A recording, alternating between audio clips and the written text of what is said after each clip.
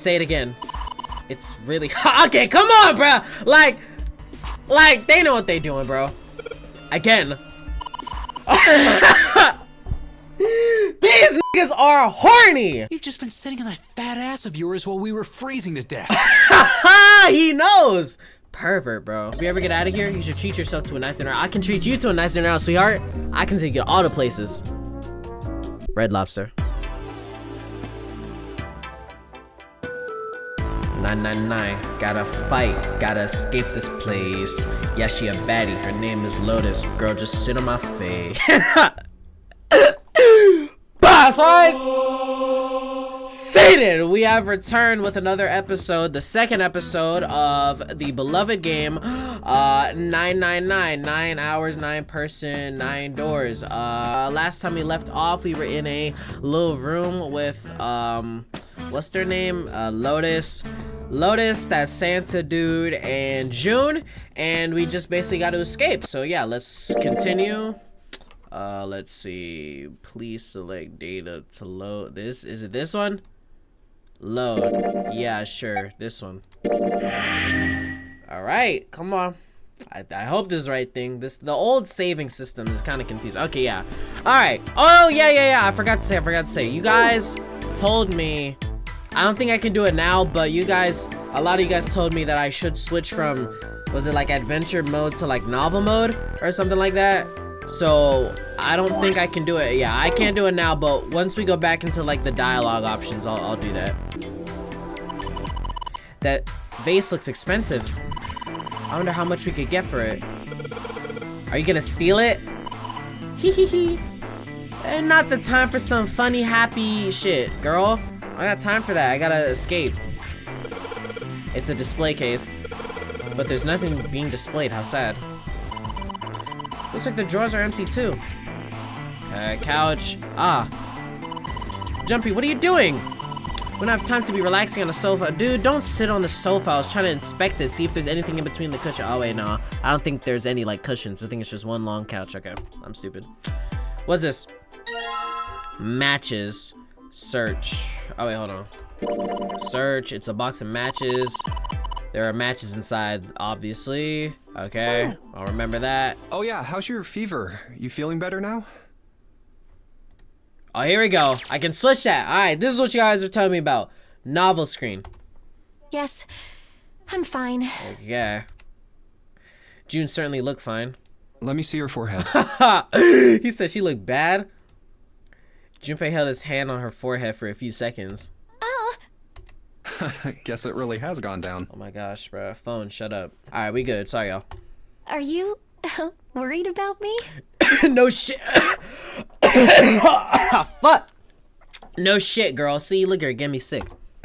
Like, she getting me sick. Yeah, I am. Come on, it's not like that. No shit, it's like that. Yes, I am. Yeah, I guess I am. The fuck? Why would I not be? Are we not childhood friends? June blushes and giggled. Oh my gosh. By the way, Jumpy. What? How did you end up here? Dude, didn't we go over this shit? The dude pulled up on us, knocked us out, and was like, "You're gonna play a game," or some shit like that. What do you mean? I told you earlier, didn't I? Right? There was a man with a gas mask when you got home at night. You inhaled some white smoke and passed out. When you woke up, you were on D-deck. Yep. Damn straight. But is that really the truth? Do you think I'm lying?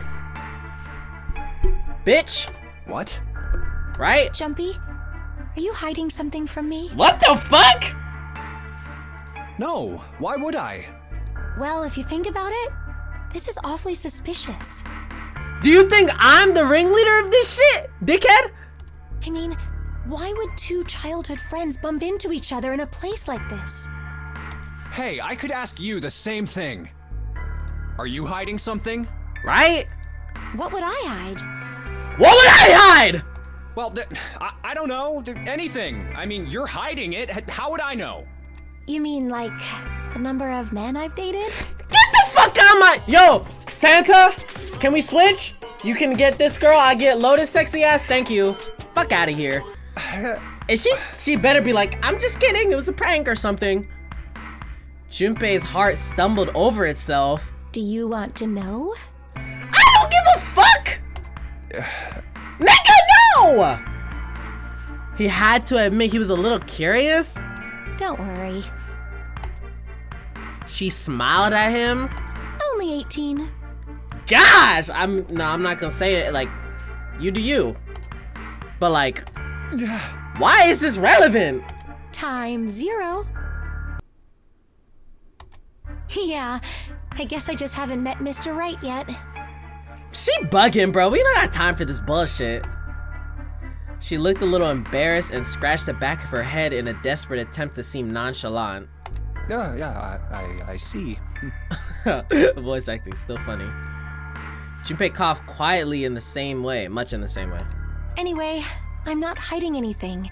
But why'd you suspect I did? Just like you, Jumpy. When I woke up, I was on D deck. Well, you do have a point. I'm glad I took my sweatshirt off before I started recording, because I would have been fucking hot as a bitch, angry. I mean, why did Zero pick us? We haven't seen each other since elementary school. I wonder. Can I get back to investigating, please, dickhead? June nodded, and for a few moments she had a faraway look of someone deep in thought. Look for what connects the victims. That will lead you to the culprit. Is that what he said? Do you remember Seven saying something like that? 7, that's the big dude, right? Is that what it is? Yeah, I do. So? Well, that's what I'm saying. I think this must all have something to do with a classmate of ours. What? You got any ideas who it might be? No, nothing. Probably your bitch ass. Oh, Well, if it had something to do with school, then it could be one of our teachers, or maybe the principal? or the janitor, or the lunch lady. Okay. No, I can barely remember any of them. Yeah, I know. Fucking lunch lady, don't piss me off. Get me out of here. Junpei went back to searching, feeling unpleasant and confused. She just fucked up the pacing. Ugh. Elementary school. Was there anything strange that happened in elementary school? As he searched the room, he continued to rack his brain. That girl weird, bro. What the fuck was that about? Okay, it's the other door. What's this? It's a bottle with water in it. This is a bedroom. They probably have it in here because your throat always feels dry when you wake up, you know? Not mine. My throat's dry, but I think that's because I'm nervous right now. Well, we did run a lot, so we're kind of sweaty. Hey, Jumpy, did you want to take a shower together? Bro, what the fuck is wrong with this chick? Whoa! Just kidding. Too late to take it back. My brain's already working out the picture. My throat is dry already. This sure isn't helping. I'm cool off you, June, bruh. This isn't a painting. It's only funny when I make the perverted jokes. Is it a map? It looks like a map of the ship's interior. Oh, this is a great find. I think it'll be really useful. Let's take it with us. It's now possible to use the map screen. What the flip? Map screen. The map screen can only be viewed during the story sections. While on the map screen, you can examine a map of the ship's floor, which you will acquire over the course of the story. Clicking on the green parts of the floor will allow you to see a bird's eye view of that room. Junpei took one last look at the map, then folded it up and slid it back into his pocket. June looked up as he closed it. This ship is bigger than I thought. Yeah, it's probably about 900 feet long. Must be one of those fancy cruise ships. Of course, it doesn't really look like a cruise ship. Everything in here is really retro. Even if it's just some sort of style choice, there's just too much. Am I recording? Okay, just double checking because you never know. Do you remember what Zero said? What'd he say, girl? Titanic.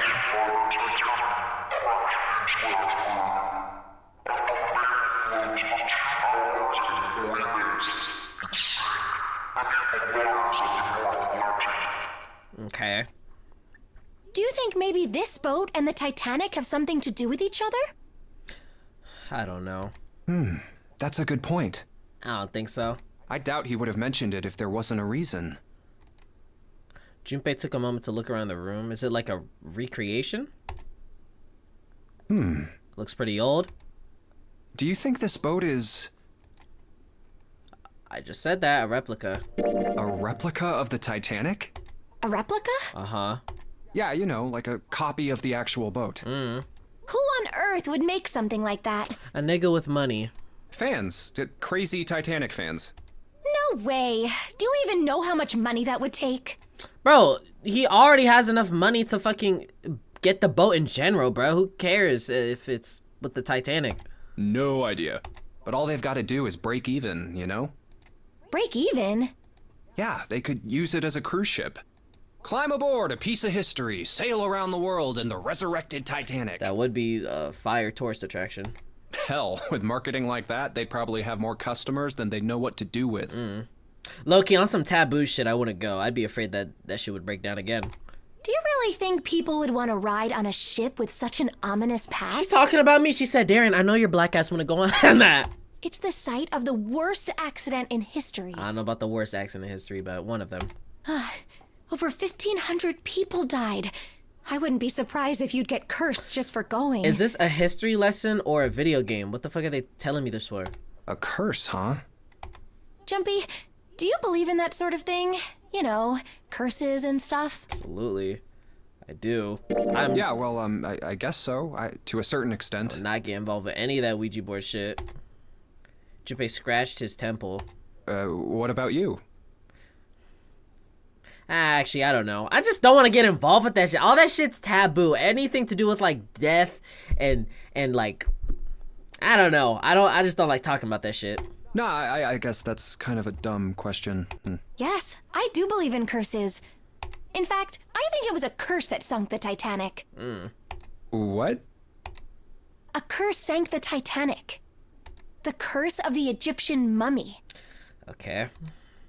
Junpei couldn't understand how June had maintained a straight face to say that. Supposedly, the Titanic carried the mummy of the priestess Amun-Ra, which was stolen from a pyramid. I feel like maybe the reason we were brought here is because we all have like our own separate, I don't know. I want to say, like, you know, like beforehand with the symbols and shit of like Saturn and the moon and the earth and shit like that, she was like, oh yeah, I know what all that shit means. And now she's like kind of doing the same thing here. Is that the reason that we were brought? Because we each have our own like knowledge that we need to bring forth for different parts of it. I don't know. And they say that the mummy had a history. Tell me. Everyone involved with it died mysterious deaths. Okay. Come on, I'm sure you've heard of it before. Nope. Those who open the coffin will be forever cursed. Haven't you ever heard that one? No. So you're saying the Titanic sunk because of that curse? That's right. June's eyes lit up with excitement like a child with a new toy. She happy as shit. That mummy, the priestess, supposedly, she was special. What do you mean? Well, supposedly, she was really pretty. Hands are dry. I need some lotion. Make sure y'all stay moisturized, bruh. Especially my melanated viewers out there, man. You know that shit show up, bruh. Matter of fact, go put on some lotion right now. I know y'all ashy ass is just sitting there, all types of crusty donut powder looking hands, bro. Put some lotion on, man. All right, we good. Pretty? Yes, But she was a mummy. that's right. She wasn't all shriveled up or rotten or anything. She almost looked alive. Oh, okay, I get it. Okay, it's that thing. I don't remember the name. Where your body turns into some kind of wax? Yeah? What? The fat in it turns into something kind of like candle wax, right? And... Yes, saponification, but that's not what it was. Huh? That's not it. She wasn't wax. Then what was it? Her real body? They say Her real skin? that she was frozen. Oh, I've seen something like that. I forgot where it was, though. It was in like some Spanish country where like the people who lived in like mountains, it was like a group of girls and they were like sacrificed or some shit like that, and they were frozen into I can't remember. Anyone who took like a Spanish class and it was like some Spanish history lesson, you can vouch for me. What? Frozen? That's right. The whole body was frozen solid. Like the girls were put in a mountain, on top of a mountain or some shit like that, and like given as a sacrifice, and they were like perfectly reserved. Nigga said reserved. I think he meant preserved. Dumbass nigga. How are you so stupid? For like hundreds of years? Something like that. You know how a human body is more than 60% water? Yep. Well, all of that water was frozen. The story says that from the time of its discovery all the way through to when it got put on the Titanic, even though it was carried through the desert, her body never melted. Okay. That's crazy. I think so too, but maybe it's true and we just didn't know about it before. I didn't know? Uh-huh. Yup. Maybe it's common sense to eat shaved ice in the desert because it lasts forever. Huh? Huh? Nah, that seems too silly to be true. But maybe it isn't. It just appears that way because you didn't know it was true. Can I get back to searching, you weird chick? I don't like you anymore. Well, yeah, Get me out of here. Please go back to searching. Jun and Junpei talked a little more and then went back to their investigation. But even as they did, his mind went back to what she had told him. ice that doesn't melt, even in the desert? Does something like that really exist? Like dry ice? What? No, even if it did, it wouldn't really be ice anymore, would it? The more he thought about it, the more his head hurt. Like he'd eaten his ice cream too fast. Get me out of here. This girl's weird as fuck. Hold on. What's the button to like... What's flow? No, that's that shit. I think flow is just like supposed to be like the paths of the story, right? So like... Yeah, okay. I think so. Maybe. Alright, that's all the way over here. What's over here? The chair that goes with the dresser. There's nothing particularly interesting about it. The dresser. Need a key? Oh, damn, key right there. Alright. Yes, sir. I search that. A key. Do you think it's a key? Oh, it's her. A key. Do you think it's a key to the dresser? Yeah. There's nothing inside. No. How do I use it? This is a mirror for the dresser. And now she's playing with her hair. Does she even realize she's doing that? Hey, we don't have time for that shit, girl. Come on, it's not like there's anything. There's not like there's anyone here you need to impress. Yes, there is. Who? Who? Who does she have to impress? Dumbass nigga. What? Why are you so quiet all of a sudden? Forget it, Jumpy. Dumbass. Alright, get out of here. Okay, he said a key for the dresser, but the dresser fucking opened, so I don't think so. What else has a key in there? This door? Jumpy, where are you going? Oh, that was the door. That was the door. Wait, oh shit! Damn, I didn't even like, I just thought it was gonna be like, no, let me keep investigating. He said some shit like, where are you going? And then, no, she asked where are you going, and then he said, I'm gonna check up on Lotus and them. Sure. Leave it to me. Alright, off to the other room. I didn't even mean to do that shit. Cute. Okay, this is the other room. Damn, okay. There's a square tile in this frame. It's glued in there quite well. I don't think you can take it out. Okay. Looks like a valuable vase. Empty though. There seems to be a room on the left side of the vase. How do I get in there? There we go. What the flip? This thing's a little shelf for putting soap on. That's the bathroom wall. The whole wall's covered in these square tiles. Whoa, look! Junpei! There's a mushroom growing out of the wall. You are dumb as shit. That's a shower head. Fucking idiot. Bathroom. Why is there 2 rolls of toilet paper? Is there anything in the toilet? Guess not. The tank's empty too. Some toilet paper. We've got 2 rolls, I guess.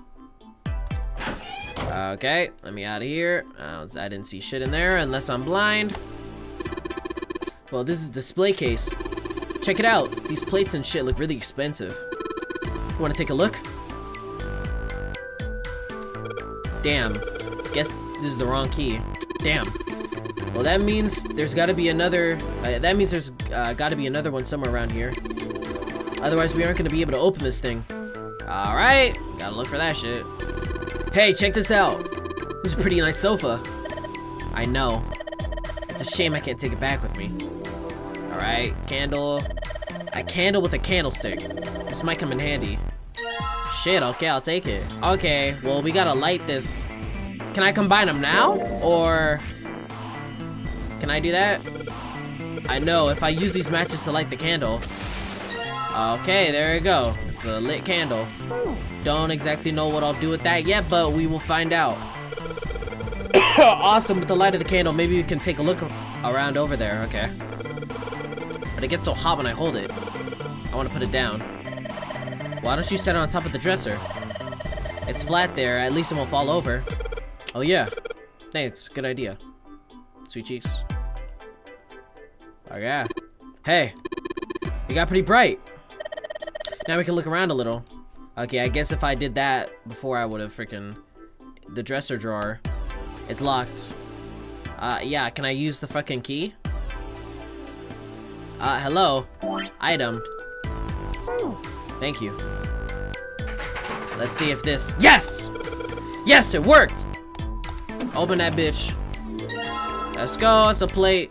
That goes back to the other thing. Let me finish looking in here though real quick. Damn! A bottle full of water. I don't think we're gonna need this for anything. Man, you never know where you're gonna run out of water, boy. What is that? It's a curtain. Search. A curtain, huh? Well, it's got all these metal rings probably, so probably so you can hang it from something, you know? Yes, but it doesn't look like a normal curtain.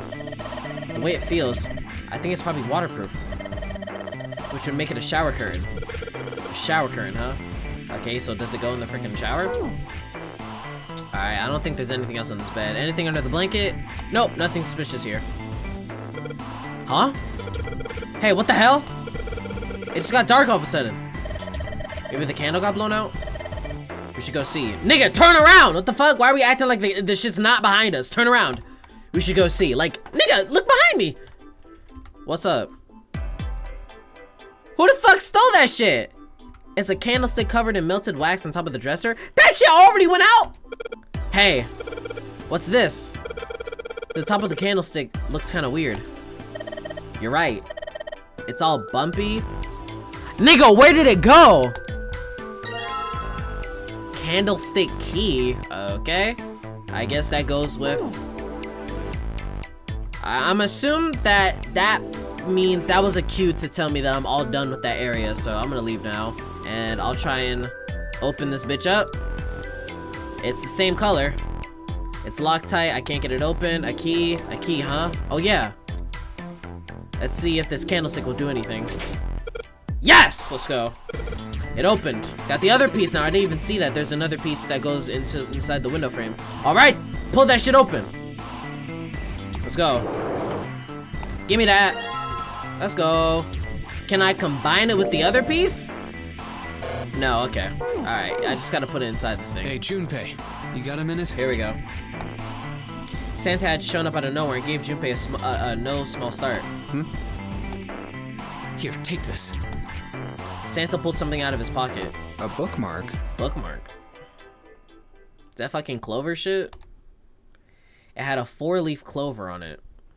What is this for? Do you want me to read a book? I found it in between some of the cushions on the sofa. Okay. Pretty sure it ain't gonna be any help to us, but I figured we might as well hang on to it anyway. All right, thank you. Then why don't you hold on to it? Santa gave him a wry smile. You know what I hate most in the world? Luck? I got 4 things. Hope, faith, love, and luck. Fuck, this nigga's corny. Hope, faith, love, and luck? damn straight. And you hate these things? Yeah, you got a problem with that? You brought it up, nigga! Not really, but... Junpei tried to figure out how best to phrase what he wanted to say. You're a fucking idiot and a loser! What does a bookmark have to do with any of that? It has a 4-leaf clover on it. Santa scratched the back of his ear and looked awkward. Well, see, each leaf on the 4-leaf clover has a meaning to it, okay? And that meaning is pretty much those 4 words. It's like a flower language. Well, I guess it's not a flower, is it? So, leaf language, I guess? Yeah, you could call them leaf words. Okay. Leaf words. Junpei looked at the fucking bookmark.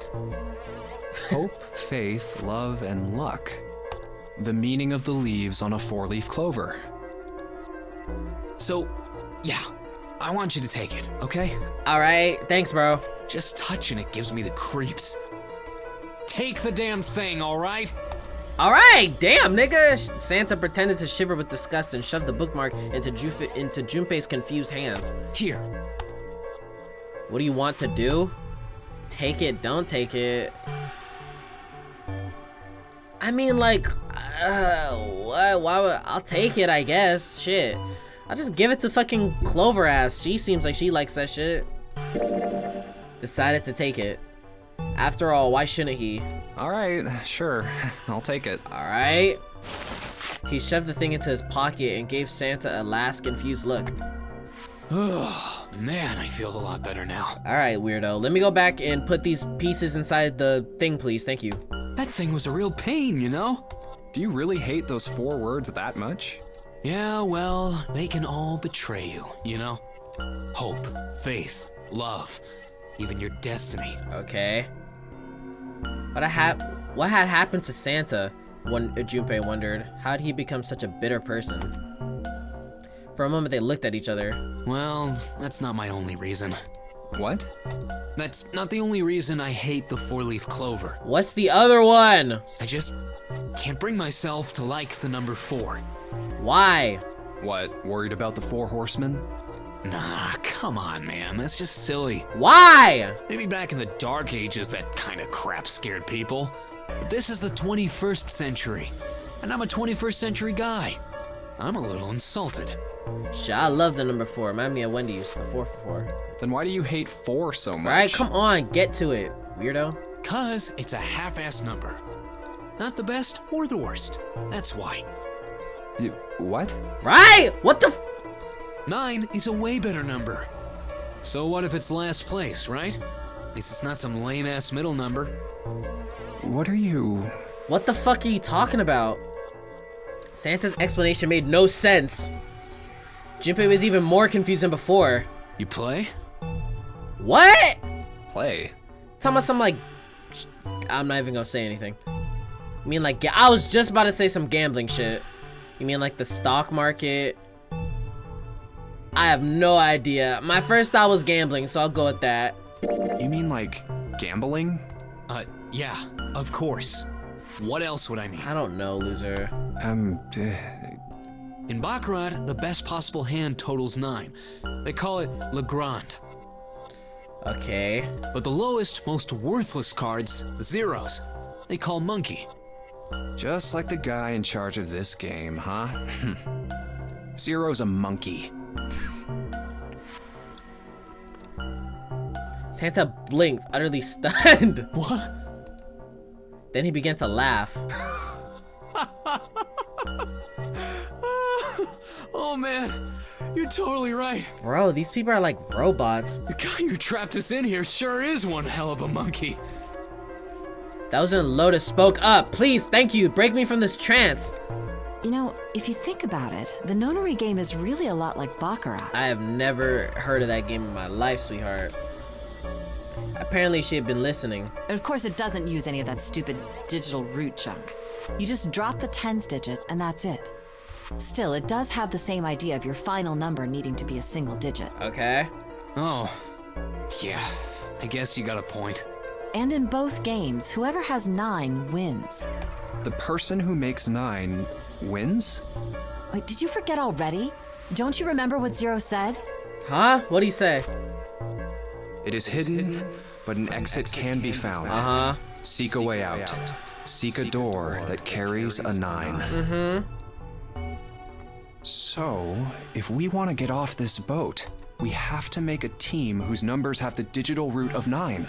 And only the people in that team are going to make it out alive. Goodness. Of course. That's why it's called the nonary game. What? Huh? You don't know? Nonary equals 9 or some shit? Nonary means something derived from 9 or base 9. Okay. It's derived from the Latin prefix nona, which means 9. Why the fuck would I know that, chick? While we're at it, the prefix for 1 is uni. You know, like the unicorn, the horse with 1 horn. Uh-huh. 2 is bi, like binary. Binary means composed of 2 parts. Okay, yes, we get it. 3 is tri. I'm sure you've heard that one plenty. Yeah. Like trio, triple, and triangle. Fuck is You get the idea. 4, quattro? After that, you have quart, quinty, sext, septum, and so on. And of course, the prefix for 8 is octo, like octopus. It's called that because it has 8 legs. Get it? Yeah! I see. So then Nona means 9. Lotus nodded. So, how many of us are trapped on this ship? 9. That'd be 9. And what are the bracelet numbers we have? 1 to 9? They go from 1 to 9. Okay. And our time limit? How many hours did we have? Was it 9? Shit, I don't remember. 0 said 9 hours. Okay. And finally, to get out of this ship, We need digital root of 9. We need to find the door with a 9 that's hidden somewhere in the ship. By making a team with the digital root of 9. Yes? I mean, well, yeah, it just keeps popping up over and over. Like, is there like a big, like, moment that I'm supposed to, like, Lotus nodded again? and there you have it. The number 9 is everywhere in this game. Yes, I thought we established that. I guess not, I don't remember. He's got a real theme of 9s for this whole thing. No wonder it's called the nonary game.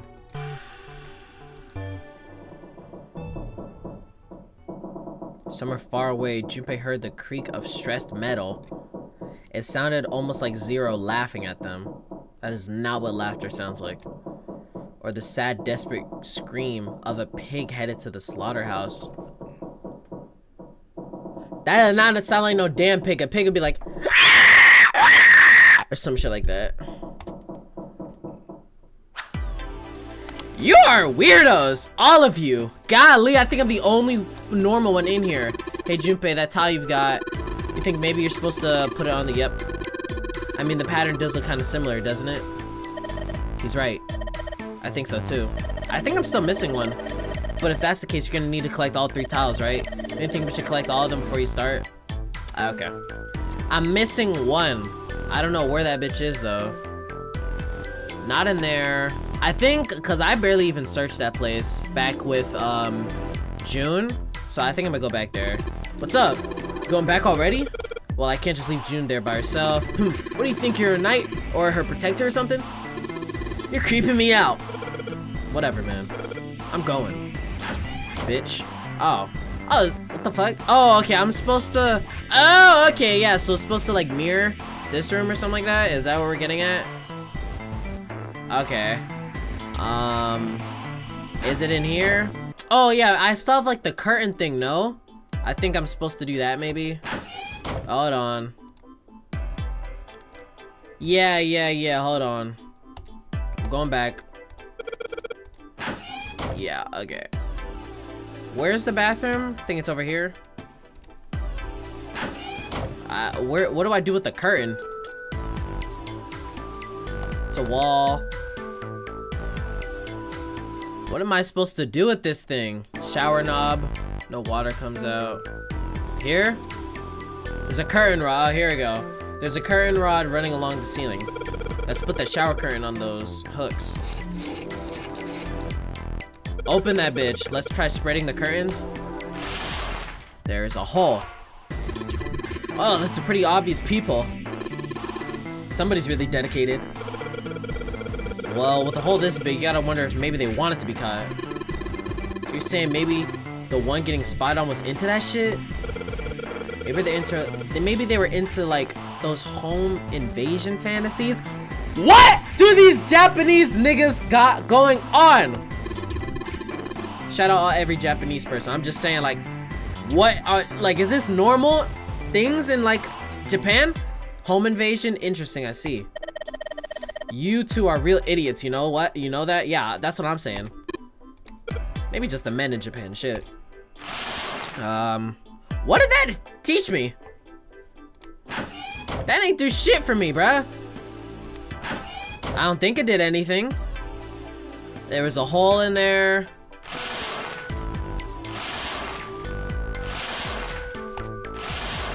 That did nothing. At least for now, shit. Alright. I get it. Yes, yes. What are you mumbling about? Did you figure something out? Oh, nothing. Don't worry about it. Why would you not tell her? Actually, no, I kind of don't blame her. It's kind of weird looking picture, some sort of weird black and white design. It looks like there's a room on the right side of this picture. Oh, shit. There is? No, no, no. Okay, I don't care. I don't care. Let me out. I didn't know there was a room. Oh, here we go. Turn around. There's gonna be peace when I turn around, right? Fuck!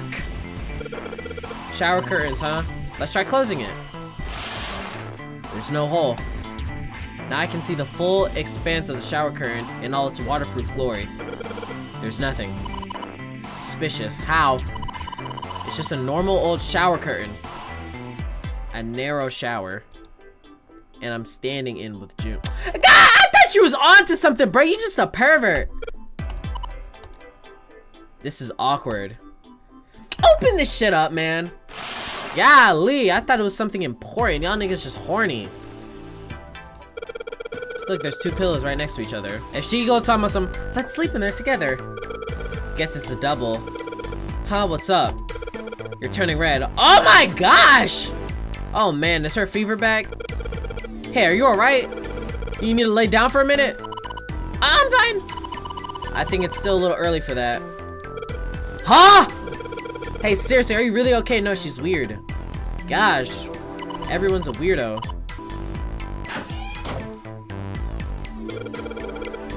Let's try spreading the curtain. Oh, here we go. I gotta spread it while I'm inside. Okay, so that one, do I gotta take a picture? Where's my phone? Hold on. Just in case so I remember. Or would that be weak? It'd be kind of weak. I'm gonna put my phone down. So, might as well put it back. So, 1, 2, 3. 1, 2, 3, 4. Is that how it was? Yeah. Okay, alright.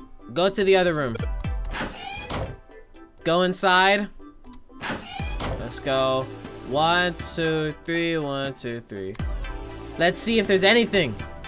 Huh? This one's a little loose. I think I can get under this with my nails and yes! Let's go! Got the last one. We out. We out. We out.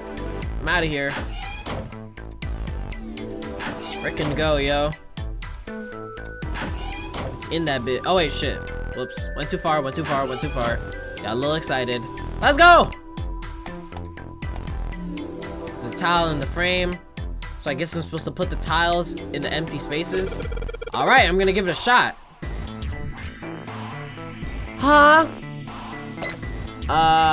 Okay, well this has to connect. Do I gotta move this over or? Shit. Okay. Oh, okay, that's easy. Now I just gotta rotate until I find the fit. Okay, so that fits with that. That fits with that. And then this one's just like this.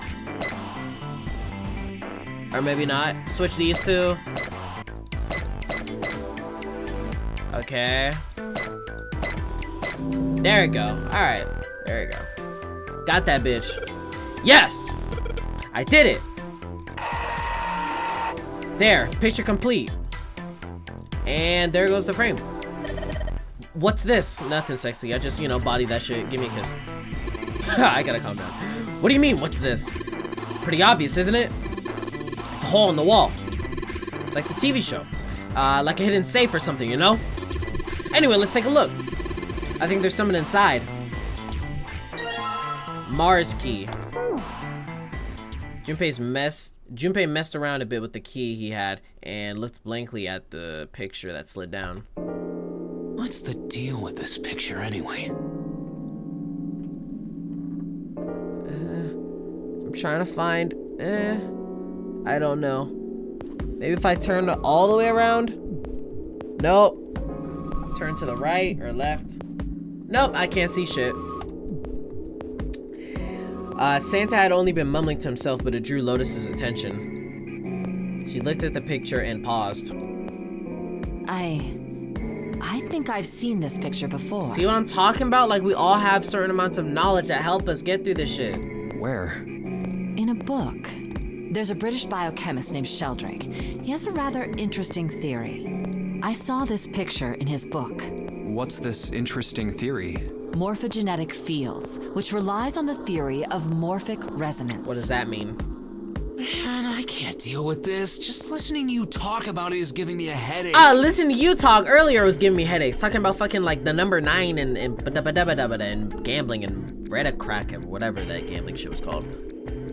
Santa put his hands on his head as though he were in great pain. Lotus merely arched an eyebrow in his direction and continued. It's not a difficult concept to grasp. And just explain it. In essence, he states that the shape of living organisms and their behavioral patterns are transmitted through a field not visible to the eye. What part of that isn't difficult, exactly?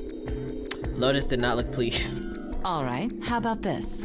Theory of the telepathic mechanism. What? Telepathy? Yes, telepathy.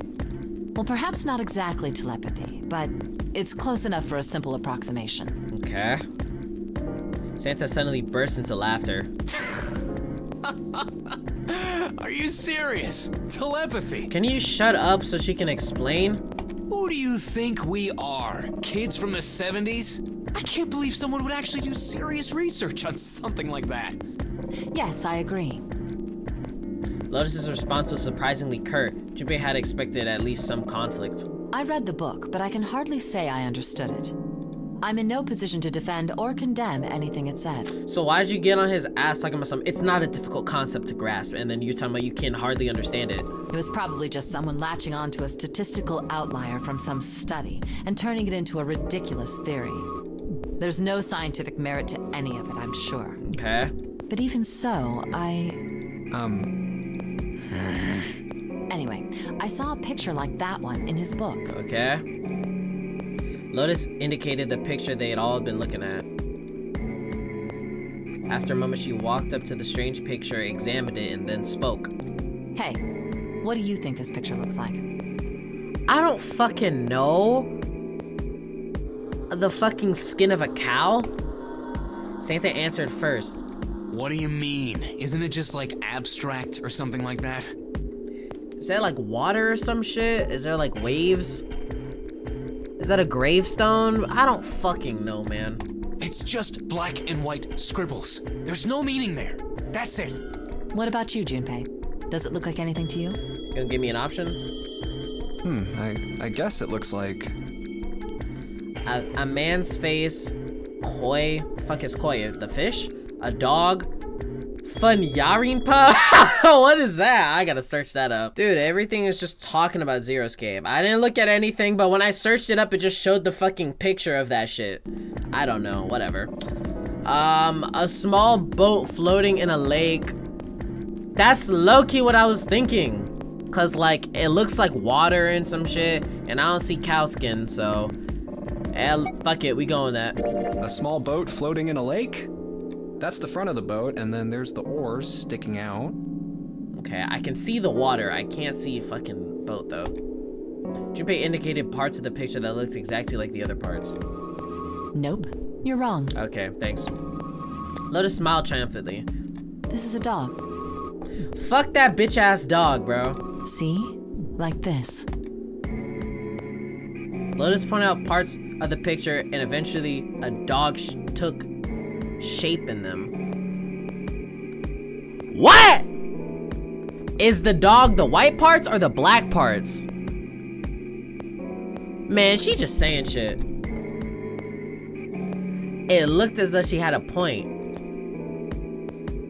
Man, my ass! My ass! She saw a dog in that. Hell no!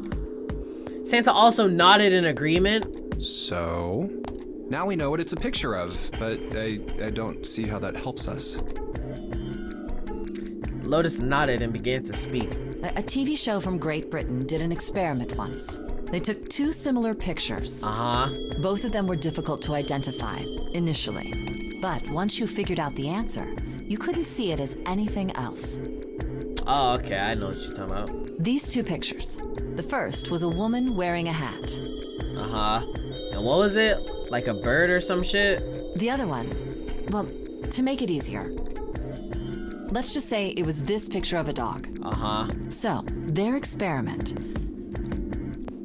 First, they sent the picture to other parts of the world outside the reach of British airwaves. Okay. To Ireland, the US, Africa, Europe, etc. Then, in each country, they gathered a number of test subjects, roughly 1,000 people. They were shown the two pictures and asked, what does this picture look like to you? The results weren't really interesting on their own. 9.2% of the people saw the lady in the lady picture. 3.9% saw the dog in the dog picture. Damn, what was the other freaking 82%? Then, 2 days later, they aired a new program on their show. During the 30-minute show, they broadcast the dog picture and its solution. Man, like 88. Actually, no, with the tens places is actually like 87. The audience was estimated to be 200,000 people. After the broadcast, it was a safe bet that the number of people who knew the solution to the dog picture was at least that many. After another 2 days passed, they gathered more research subjects from areas outside the reach of British TV and radio. This time, they only found a sample of roughly 850 people. Naturally, none of them had participated in the first test. They were, however, given the same tests and the same two pictures. The results were startling. 10% of the people saw the lady in the lady picture. The previous test sat at a 9.2% success rate. Not much of a change statistically. But the dog? The dog picture, however, produced a very different result. The percentage of people able to successfully find the dog, it went from 3.9% to 6.8%, a very significant increase. So do you understand? Do you realize the significance of this experiment? There was no way the second group could have seen the picture. They lived far away from Britain and couldn't have seen it. But even so, it was only the success rate for the dog picture that went up. Why? How did that happen? What does it mean? Lotus looked back and forth from Junpei to Santa and back again. Normally calm and collected, she looked now as though she were very nearly possessed and there was something manic about her manner. Santa took an involuntary step backward. Junpei didn't budge and stared straight back into Lotus's eyes. Oh, wait, does this have something to do with that field or whatever it was that you were talking about earlier? A field not visible to the eye. So, if more people know the answer, then that information will pass through the field. Did I pass? Psych! What? Her manner suddenly shifted and Lotus smiled broadly at Junpei and Santa. She waved her hands dismissively, doing her best to laugh the whole confrontation off. I was just kidding. You really shouldn't take me seriously. Why is everyone weird? Well, I mean, the things I just told you about are true. They really did happen. But the results of that experiment really aren't anything to go by. They could have easily falsified them. In the end, I'm sure they were just in it for the ratings. They are a TV station after all. At last, it seemed that Santa had gained control of his composure. Right! Man, I gotta admit, you had me there for a minute. I, really thought you were serious. Why was he so fucking shook? Of course not. Like I told you before, I'm sure it's all just pseudoscience. Oh, okay, right. Yo, can we get out of here now, please? Santa and Lotus laughed and gave one another jovial claps on the shoulder. Junpei, however, didn't feel so much like laughing. Something felt wrong, unclear. Yeah, everyone in this freaking ship! All right, enough nonsense. We've got the key. Let's get out of here. Word. Lotus and Santa walked away from the picture, but Junpei stayed staring at the picture of the dog. Huh. A field not visible to the naked eye. Morphogenetic field. The more he thought about it, the more his head hurt. This nigga's head is always hurting. Okay, wait, what is this key even for? Alright! Let's go to the hallway. I'll go get June. You guys head to the door. Okay. Roger that. I'm out of here. Yes! It unlocked! Good job, Junpei, I know. Good, now we can get going. Come on, what are you guys standing around for? Let's get out of here. Is June here? Oh, yeah. Come on, Jumpy, let's go. Yeah. Alright, let's go. Freaking weirdos. We found it. Man, what was the significance of that? They stepped through the door to find themselves in a wide hallway. Oh, another hallway. Junpei, June, Lotus, and Santa stopped for a moment and looked at their surroundings. A short distance away, a metal grate extended across the width of the hallway. Come on, open! It's not going to open because you rattled it, you know. Damn it! Wait, what about the other group? I don't think they made it through yet. They took hold and shook, but it refused to move. Look over here! Nearby was a pair of elevators. Elevators. And the buttons. Oh, okay. I thought that was the doors with us and the other group. Of course they don't work. The power must be out here too, just like by the staircase. Is there more freaking planet symbols, girl, for you to read? That leaves this door. Well, looks like we don't have any choice. Yeah. Sure does. Let's go. Well then, let's open it. All right, here I go. Junpei grabbed hold of the knot and quietly pushed the door open. That looked dirty as shit. He entered slowly, trying to take in as much of his surroundings as he could. The others followed shortly. Oh, so it's a kitchen. Santa did not look pleased. What were you expecting? I don't know, fucking more dead niggas exploded. Isn't it obvious? The exit? I was hoping this would be the way out of here. You really think it'd be that easy? Right? Yeah, I know. Still. As they talked, Lotus headed deeper into the room. Until at last she stood in front of the door. If we can just get through this door, we should come out on the other side of that grate we saw earlier. Okay. But don't we need a key for that? Why didn't you say it? No good. Sorry, I guess that wasn't very constructive.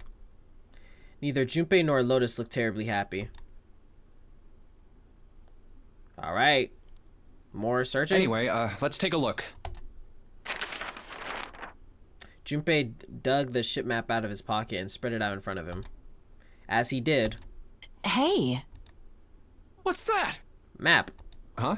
Oh yeah, I guess I forgot to tell you. I found this a little while ago.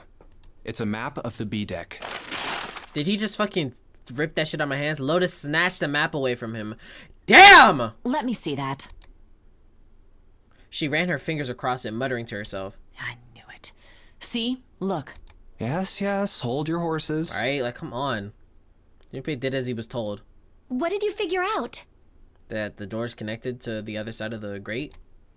Santa and June moved over to look at the map as well. This is handy. See? We came in here. Now if we go out there, then we'll be on the other side of the grate. Yes, girl, no one doubted you in the first place. With her finger, Lotus traced a path on the map. How about that? She's right. We can get out through there. Okay. There we go. Here, you can have it back. Thanks, chick! Give me that shit. Satisfied that she had been correct, Lotus folded the map and handed it back to Junpei. Thanks. Don't stutter! Golly! He took it and slid the valuable piece of paper back into his pocket. There's a card reader on the right side of the door. And that means the key card is somewhere in here, right? That seems the most likely. All right, we know what we need to do then. Okay. Let's get moving. First off, I say we split up and look for clues. Alright. Okay. Let's go, June.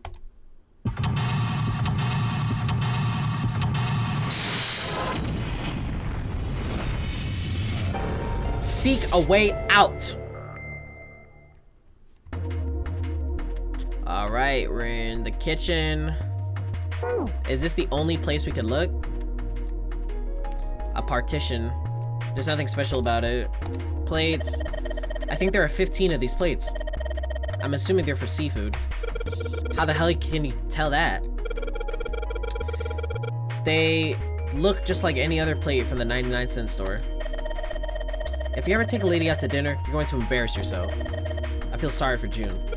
What the hell you bring up June? The lady doth protest too much, methinks. You're not terribly subtle. Alright. Hey, Santa. Could you open that door, please? What the hell? There's no way I can open that thing. But you try to open it up that big-ass grate? Guess you're getting to the age where you think where your eyes are starting to go, huh?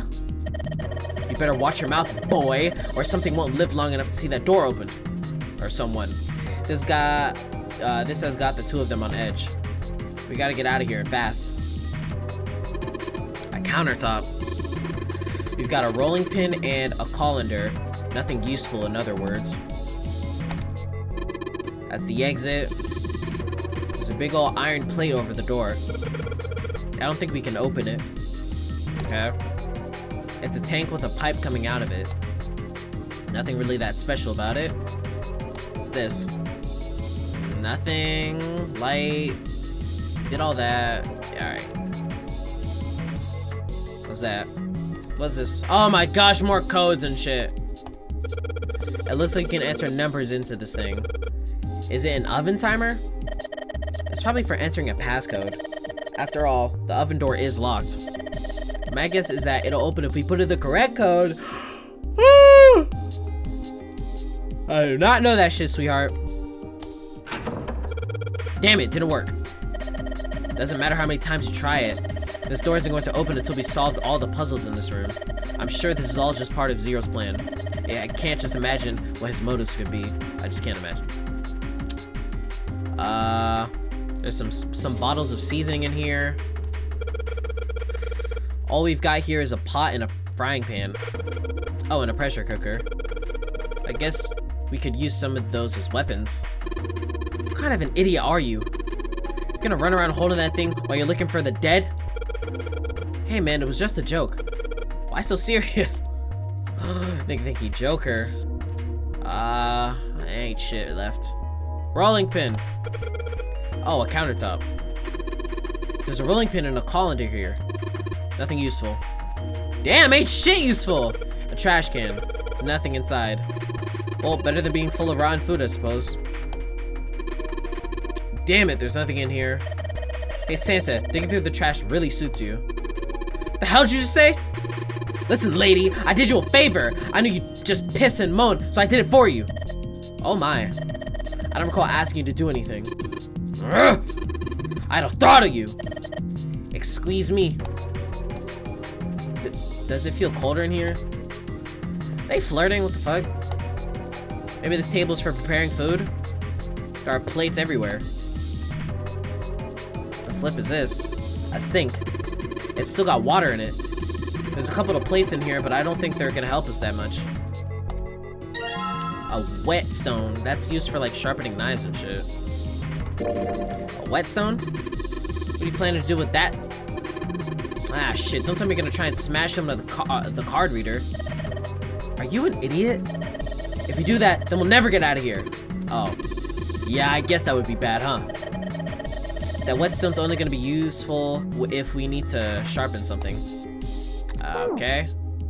I'll keep that in mind, sweetheart. Is that the oven? Wonder what this drawer is. You see the metal grate on the top of the grill? They make it like that so the fat and juices can drip off of the meat while it cooks. Thanks, I guess? Alright, it's going. Do you think this is all part of Zero's plan? Probably. Kinda hard to believe there's a chef on board somewhere. It looks like the area under the plate opens up. No, you can't. I already checked. It's sealed shut. I think that's where the coal goes. Alright, well, ain't shit else, so I'm out of here. Oh, damn, I didn't even look over here yet. There we go. Wow. This pot looks like it was made out of silver. Ah, damn, I forgot June was even here. Shit, she hasn't spoken in like 8,000 years. I bet drinking tea from this pot would be really yummy. Spending a day off with June drinking tea. Could such a day ever happened for me? Jumpy? Oh, nothing. We don't really need hot water, so we should be moving on. Okay. It's a lot of notes. Got a bunch of stuff written on them, but it doesn't look like a code for anything like that. Okay. That's the lock on there. It's a bolt. And it's really rusty. Will this even open? Don't know till we try.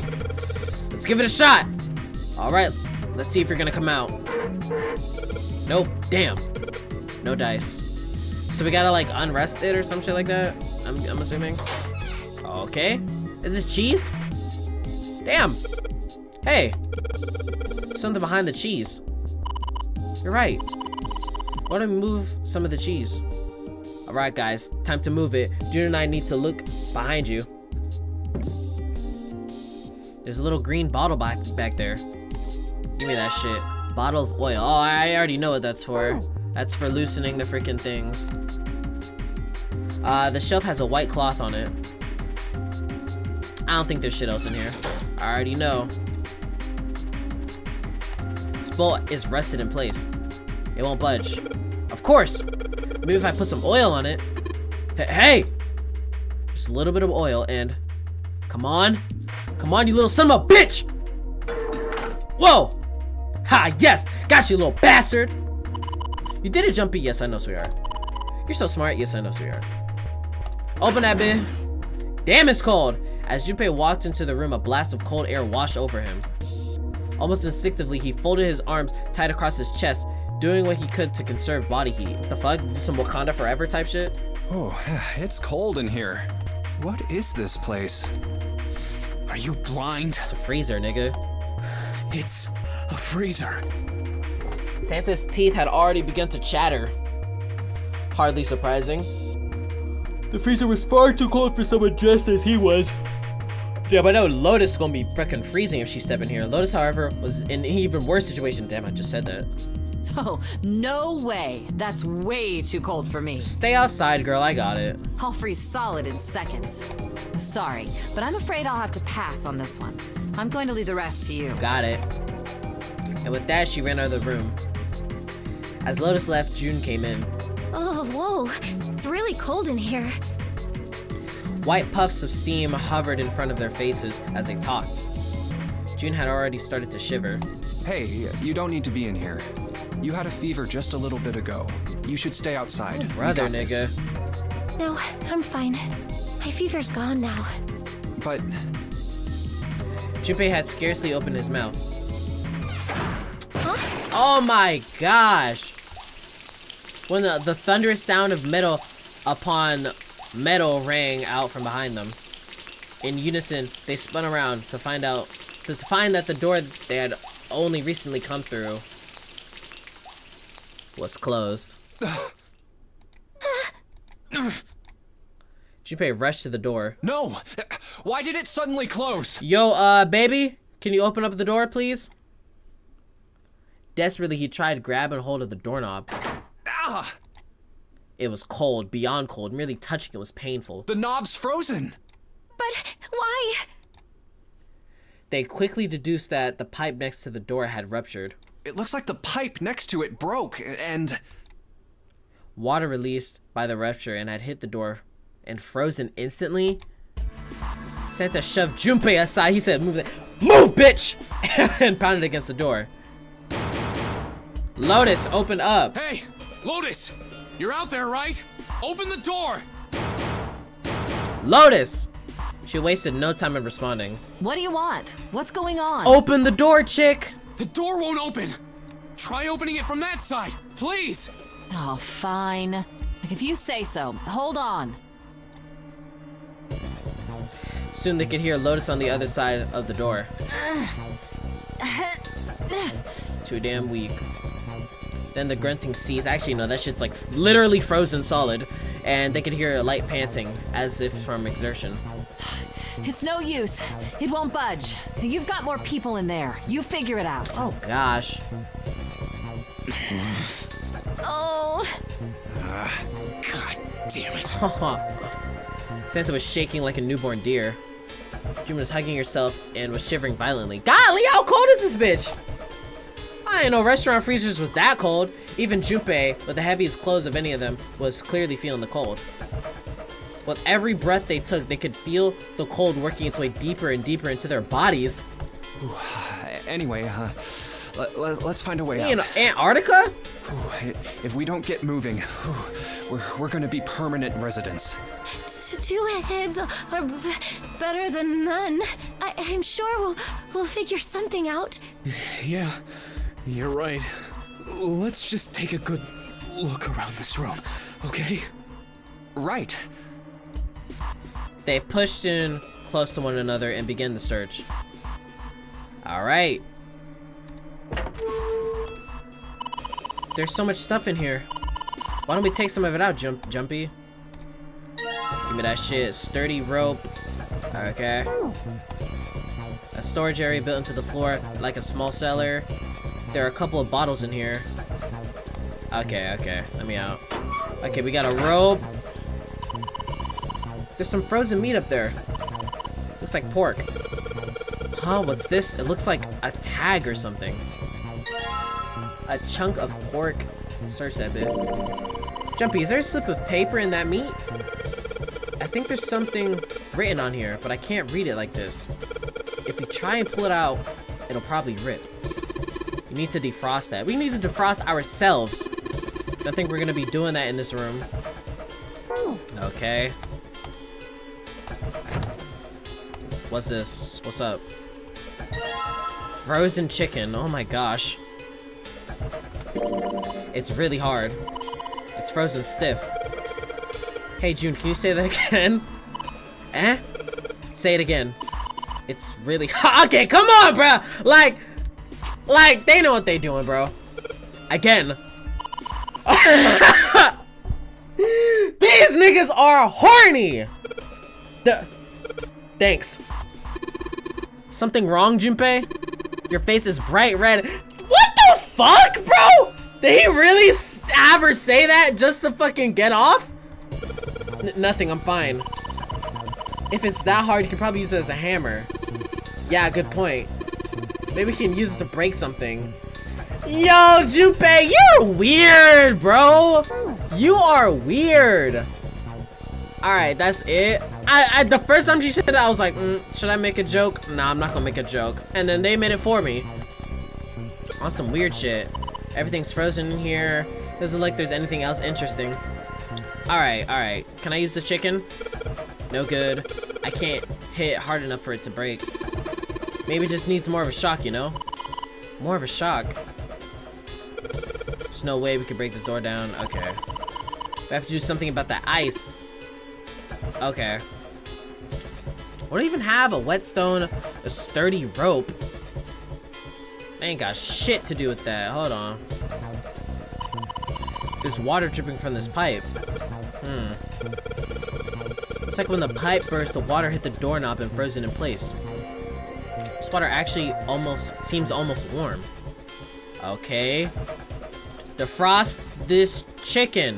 Defrost this bit. Or the pork, sorry. There's warm water flowing from the pipe.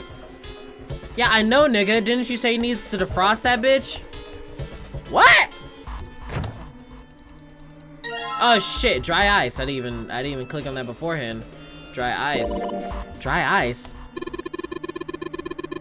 Can't you make that stuff to cause an explosion when you seal it in something that's airtight? Explode? Yeah, didn't you do that in school? You should never underestimate the power of expanding gas. Alright. Junpei picked up the dry ice with his sleeves so as to avoid burning himself. Dry ice is just frozen carbon dioxide, right? Yeah, it is. I wonder how warm it has to get for it to turn back into gas again. Hell if I know. How is that gonna help us anyway? Oh, well, I figured we might be able to use it to get out of here.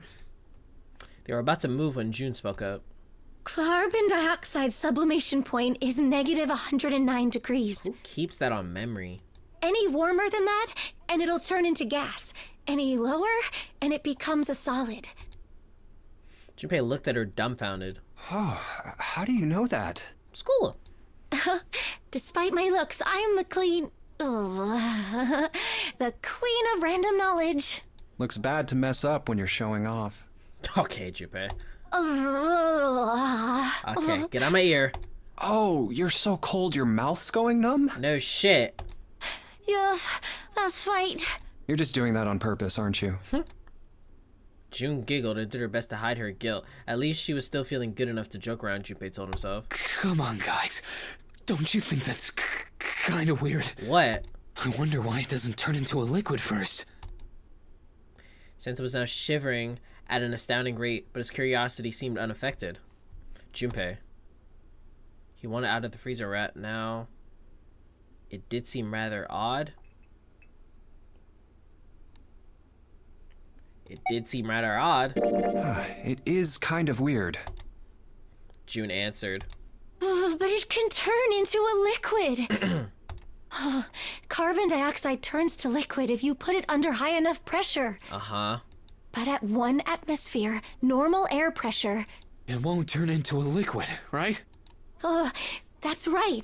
Instead of melting, it'll do what's called sublimating and change immediately from a solid state to a gaseous one. Okay, so what we gotta do is basically what you just said. Time turns to liquid, Okay. See, that is weird. Water's a liquid between 32 degrees and 212 degrees. So why isn't that the case for carbon dioxide? June replied with an answer that stunned both of them. There's a kind of ice that doesn't turn into liquid when it goes above 32 degrees. Huh? I heard about it. Its melting point is 96 degrees. What? Bro, this shit teaching me more than fucking school. Ice with a melting point of 96 degrees? You mean there's water that freezes at 96 degrees? Yeah, well, you could also look at it as ice that won't melt until it's 96 degrees. Water that freezes at 96 degrees? Ice that won't melt until... Can you tell me what it is? Junpei was cold as hell, but this was too interesting to ignore. He did his best to warm up by rubbing his hands and stamping his feet, then put the question to June. So what's this ice with a melting point of 96 degrees called? I heard it's called Ice 9. Ice 9? Originally, Ice 9 was a made-up substance invented by a science fiction author.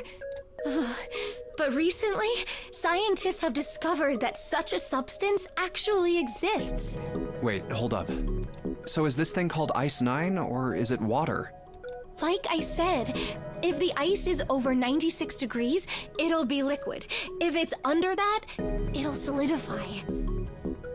Is it originally freaking water? So you could think of it as a polymorph of H2O. Here, think of it like diamonds and graphite. Where does this substance come from? They're both made of carbon, right? But depending on the structure of the crystallization, the hardness and structure are completely different. Uh-huh. So you're saying normal water and this Ice 9 are like that? Yup. She wasn't finished. Have you heard the story about the crystallization of glycerin? No! For 150 years after the discovery of glycerin, people cooled it, warmed it. Uh-huh. They did all sorts of things to it, but whatever they did, it never crystallized. However, one day in 1920, some glycerin on its way to England by ship was discovered to have crystallized during the trip. Scientists around the world wanted to research this new crystallized form of glycerin and asked for seeds. Okay. Oh, a seed is a sample of the original crystallized substance. With a seed crystal, further crystallization of glycerin would be easy. However, something very strange happened. Not only did the glycerin encouraged by seed crystals begin to crystallize, even the samples nearby did, even though they were tightly sealed. And it didn't end there. After that day, it doesn't matter where in the world it is. all glycerin crystallizes naturally when cooled to less than 64 degrees. Before that day, no matter how glycerin was cooled, it refused to crystallize. But once the crystallization had begun, it was almost like... how do I put it? It was almost like all the glycerin in the world was communicating. Okay, so like a chain reaction of glycerin crystallizing? Communicating in some way that we can't sense. And now it's happening everywhere. Junpei was kind of annoyed. That's fucking funny as shit. Was kind of annoyed. Nah, bruh, it's impressive that she remembered that. Was honestly impressed. It was, in fact, a pretty interesting story. Wow, that's pretty interesting. But, Yeah, we're about to die. what does that have to do with Ice 9? To his surprise, it was Santa, not June, who answered. What she's saying is that it's a lot like Ice 9. What happened, I mean. A lot like? Oh, that would be bad. If water everywhere started freezing at 96 degrees? So it's kind of like some sort of like a genetic, I don't want to say genetic mutation of water, but like the properties of water of it freezing at 96 degrees instead of 32 degrees, that's like spreading across the world, just like how glycerin was crystallizing and then they like had a chain reaction across the world. Is that what they're getting at? Glasses activate. Man.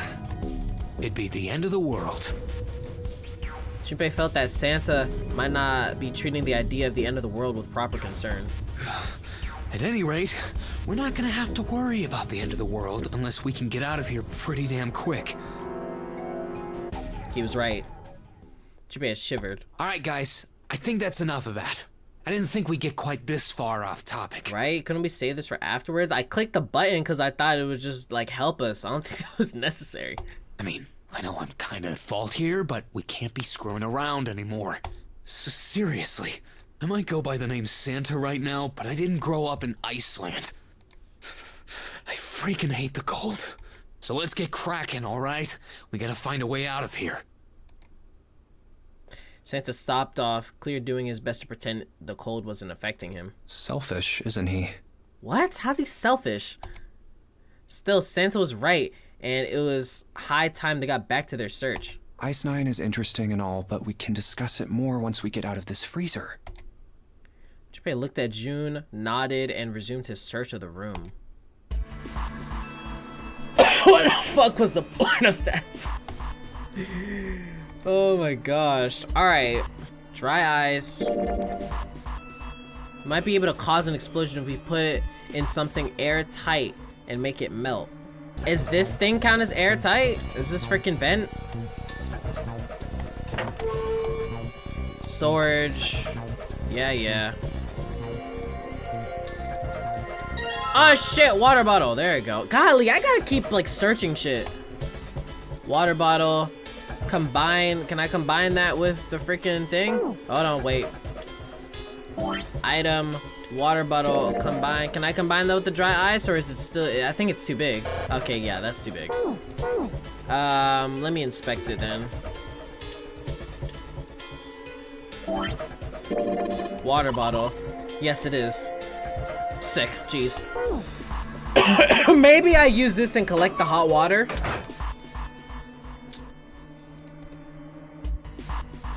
No? Okay, sick.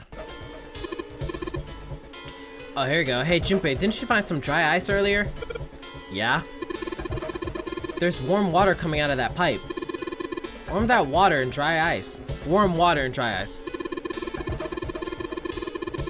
What do you think would happen if we put that stuff in a sealed container together? That's all I was trying to do. Nigga, I tried doing I tried doing that. What the flip?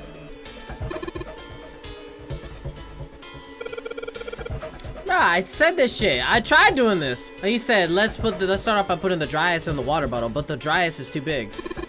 Well, you gotta figure out a way to make it smaller then, don't you, genius? Freaking beat it up, nigga.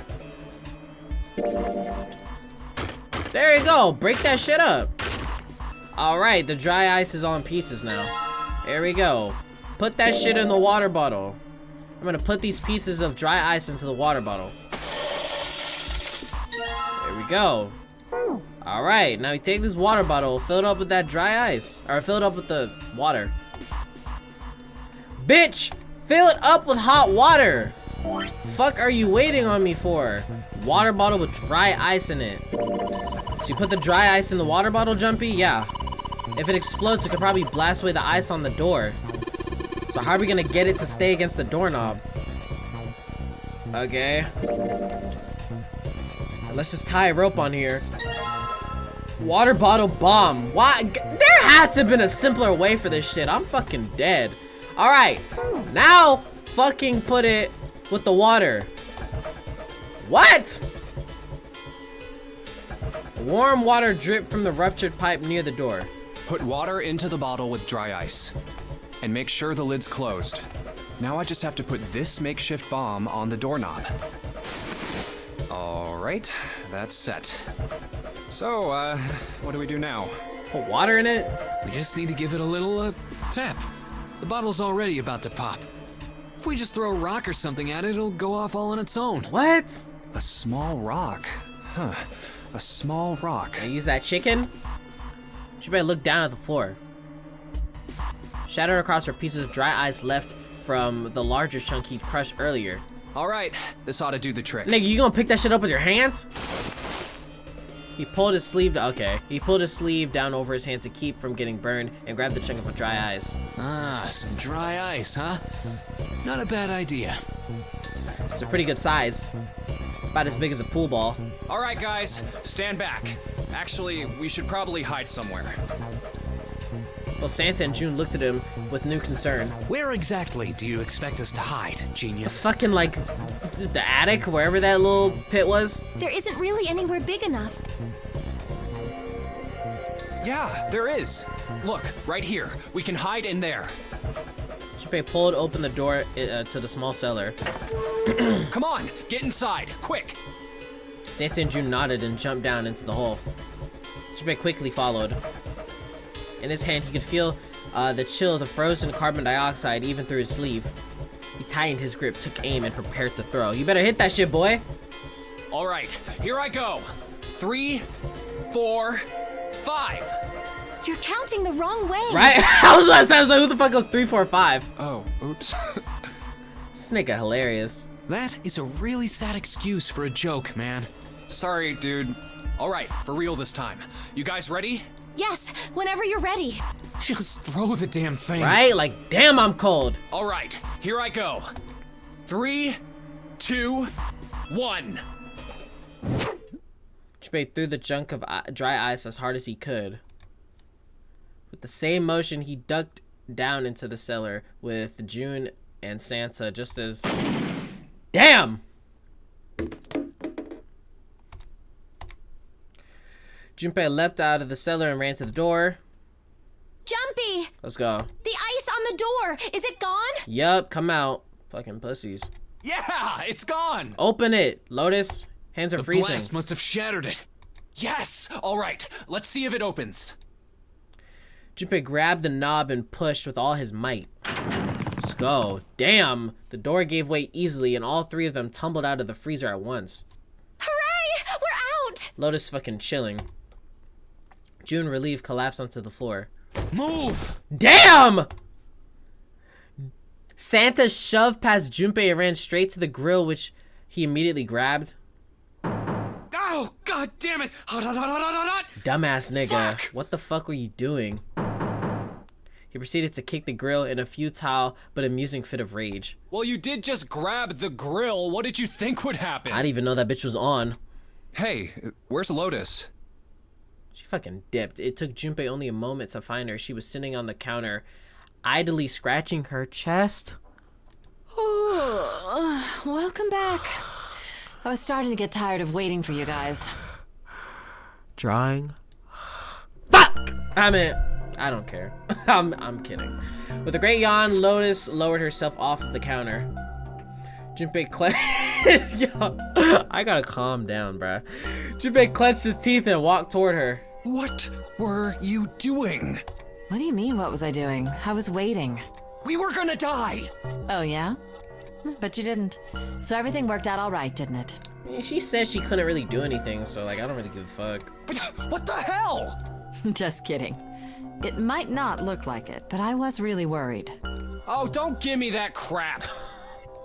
I'm telling the truth. I mean, if you died, then I'd be in trouble too.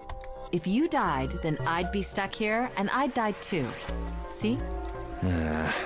Okay, bruh. I did all I could. I even looked around to see if there was anything I could use to pry open the door. Find anything? But I couldn't find anything. Okay. So, all I could do was wait. Whatever. I mean, what else did you want me to do? Call the cops? It was true that there wasn't much she could have done, but something about her tone.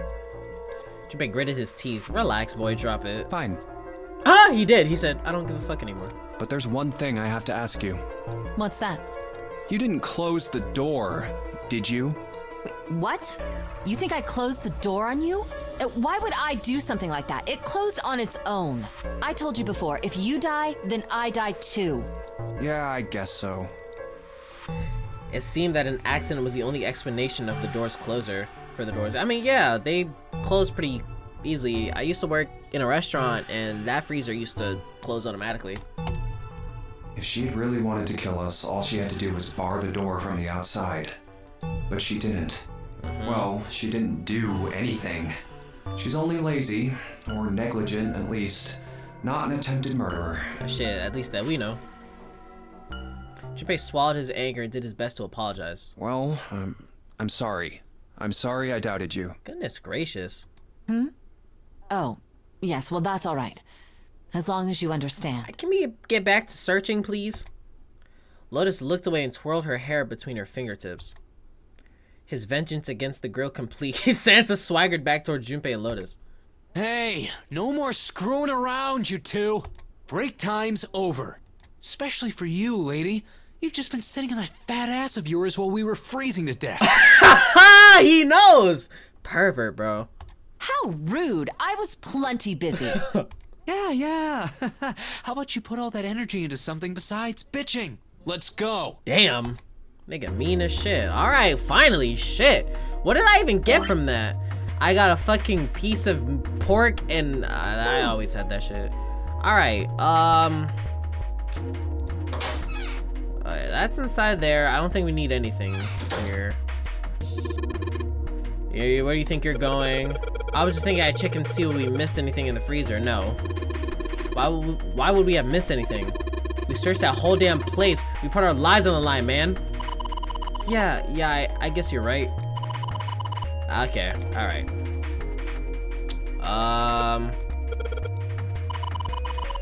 It's one of those swinging doors. You see them a lot in between kitchens and dining areas in restaurants. Without this door, you need to run all the way around the partition to get to the other side. That'd be a real pain in the ass, huh? Well, I guess it's not really important, but still. Alright. Oh, jump, you can reach really high. Yeah, he flexing that shit. He's like, yeah, I know I'm hot. Like, relax. I can jump pretty high. That's why they call me Jumpy. Man, that's it! 10 of them. If you flip these over, they look like hats. The middle is super deep for a plate. They're soup plates. They're made that way so the soup doesn't spill.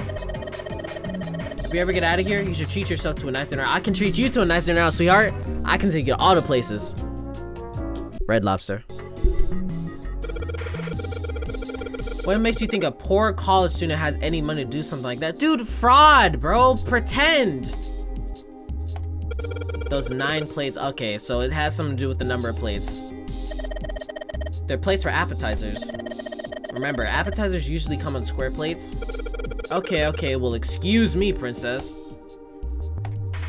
A voucher, it says. Appetizer 9, meat dish 10, soup A, seafood fish F. What does this shit even say? A bunch of little wavy ridges on this plate. These plates are for serving meat. Ugh, you really are ignorant, aren't you? Come on, it's not like I need to know this crap. Jeez. Alright, wait, hold on. I gotta get... What does this shit say on here? It's just 1, 2, 3, 4, 5, 6, 7, 8, 9, 10. How many codes can I put in? Okay, yeah, so I can't even do anything yet. Alright. So I still gotta find some shit. This looks like a serving table. I would imagine food is put here after it's prepared so that the waiters and waitresses can take it out to the customers. But something doesn't seem right here. Why are there so many plates? There's a voucher at the end of the counter. This voucher doesn't match the number of plates on the table. It says appetizer 9, meat dish 10, soup A, seafood dish F on the voucher. 9, 10, A, F.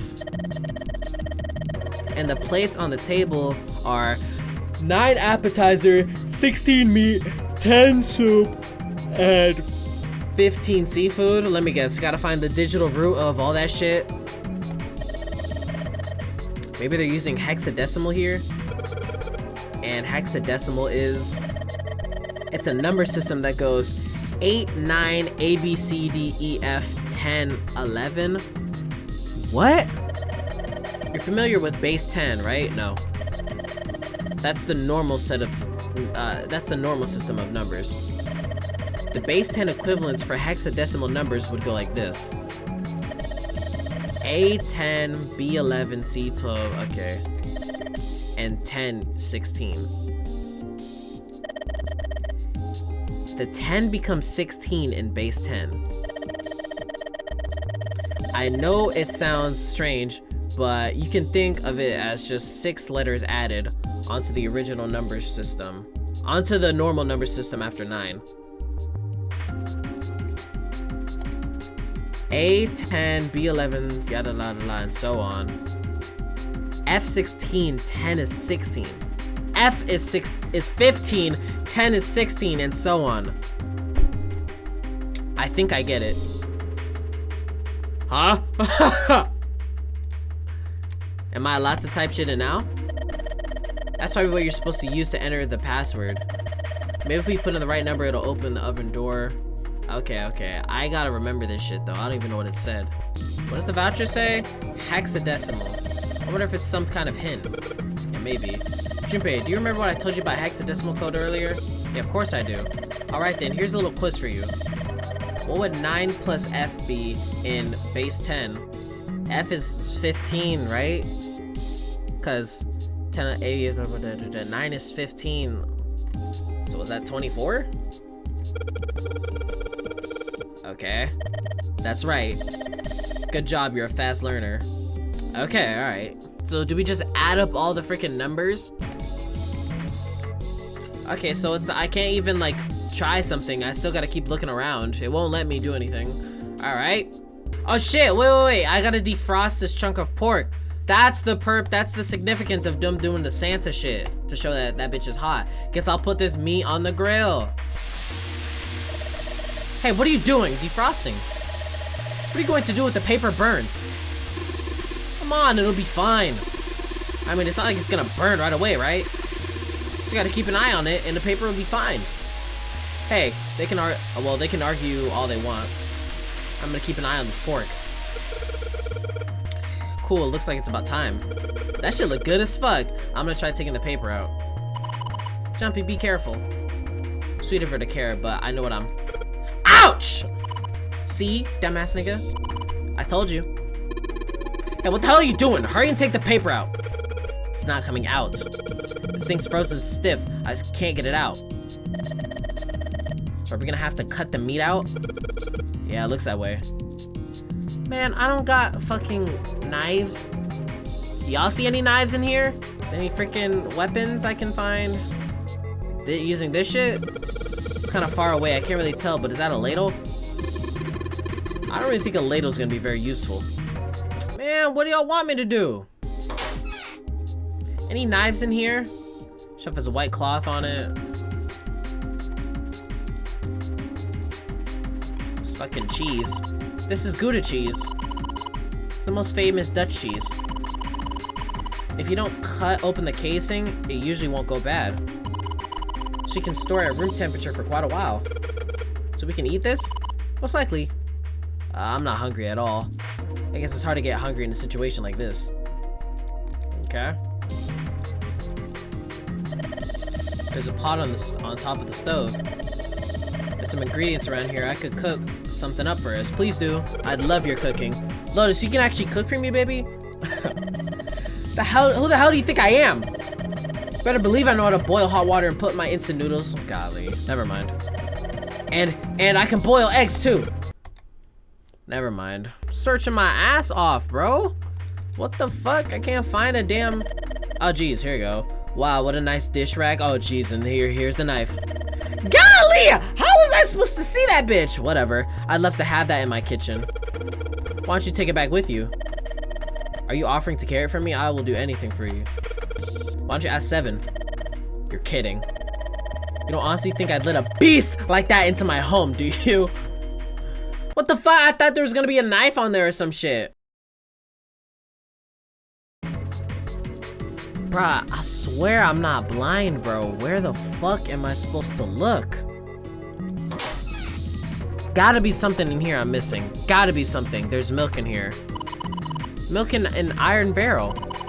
Judging by the rust, it's probably really old. Maybe we shouldn't open it up. I don't think it'd be a pretty sight.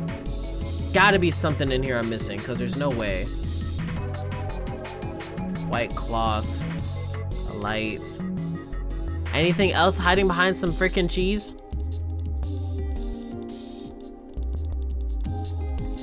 Ain't shit here. What does the game want from me?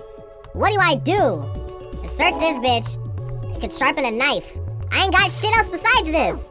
What does the game want from me? Is there anything in here I clicked on genuinely everything. What more? What more am I missing? Ain't shit inside. Nothing inside. Nothing. Lights. Nothing. Rolling pin. Nothing. What the fuck? I refuse to believe that there's not something I haven't clicked on. Like, I'm about to show y'all. Look. Clicked on everything here. Everything besides this damn room. What the fuck? I literally clicked on that shit. It just talked about there's a fucking white cloth. What?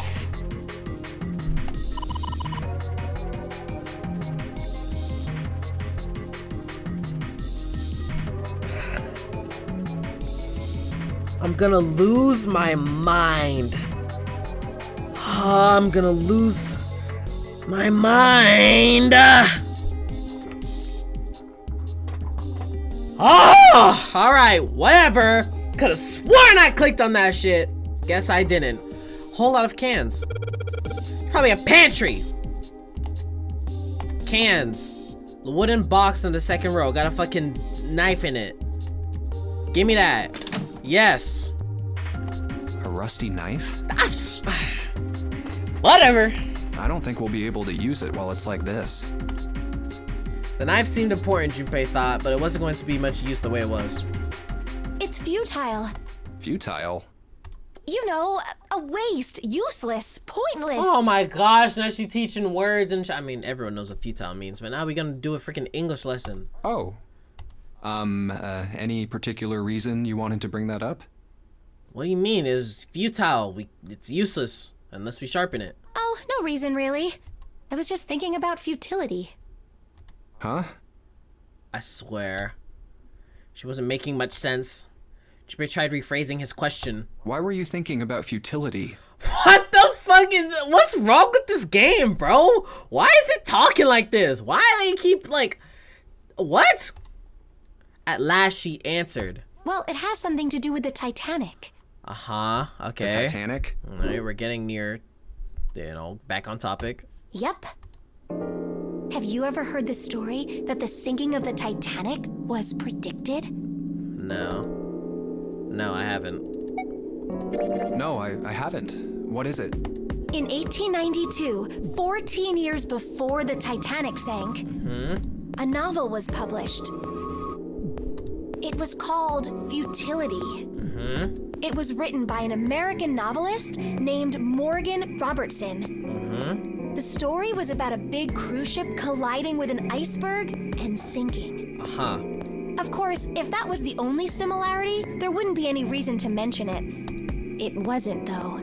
The name of the ship, its nationality, course, departure time, Size, displacement, maximum speed, number of passengers and crew, the number of lifeboats, even the location of the accident itself, and the cause, and the location of the damage. Everything matches the Titanic almost exactly. It was almost as if he'd seen the whole thing happen. But this book was written 14 years before the Titanic sank. But that's not all. It wasn't just futility that predicted the sinking of the Titanic. There were 2 other similar stories written by a man named William Thomas Stead. My gosh, this girl's a walking freaking infographic. Both of them before the accident. One in 1886 and one in 1892. Stead wrote 2 stories that had striking similarities to the Titanic disaster. In one, 2 ships collided. Many of the passengers died because there weren't enough lifeboats. In the other, a ship collided with an iceberg and sank. Okay. I don't know. I mean, I'll give you that it seems a little weird, but... But what, nigga? I'm pretty sure it wasn't too uncommon for ships to hit icebergs back in the day, or even other ships. Really? Right, I knew you'd say that. But what if Stead had some sort of special powers? To be more specific, what if he had the ability to do automatic writing? Huh? What? Automatic writing? Wait, are you talking about when someone's possessed by a spirit and then they write a bunch of stuff without knowing what they're writing? This must be like common sense in Japan, because as an American, I have no idea what the fuck is going on. Yes. What do you mean, yes? That stuff's a load of bull. But Jumpy, you said you believe in curses. Come on, that's totally different. Okay, let's say, hypothetically, that automatic writing isn't a total load. These guys still couldn't have predicted the sinking of the Titanic. When this Stead dude wrote his thing, nobody had died on the Titanic yet. So if automatic writing is about being possessed by dead people, who the hell possessed him so he could write that stuff? That's not it. What's not it? Stead wasn't possessed by a spirit. He was doing the possessing. Huh? Oh. So he was dead? What are you smoking?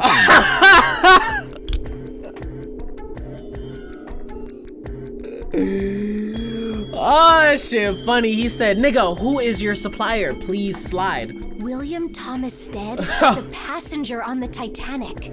That shit's funny as fuck. He just wrote down what he saw with his own eyes 20 years before it happened.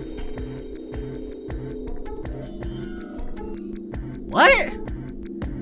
He decided it was probably best to say nothing. What June was saying was insane and utterly absurd. If he tried to take what she was saying seriously, he'd go mad. So wait, William whatever Stead was a passenger and he was writing down what he saw.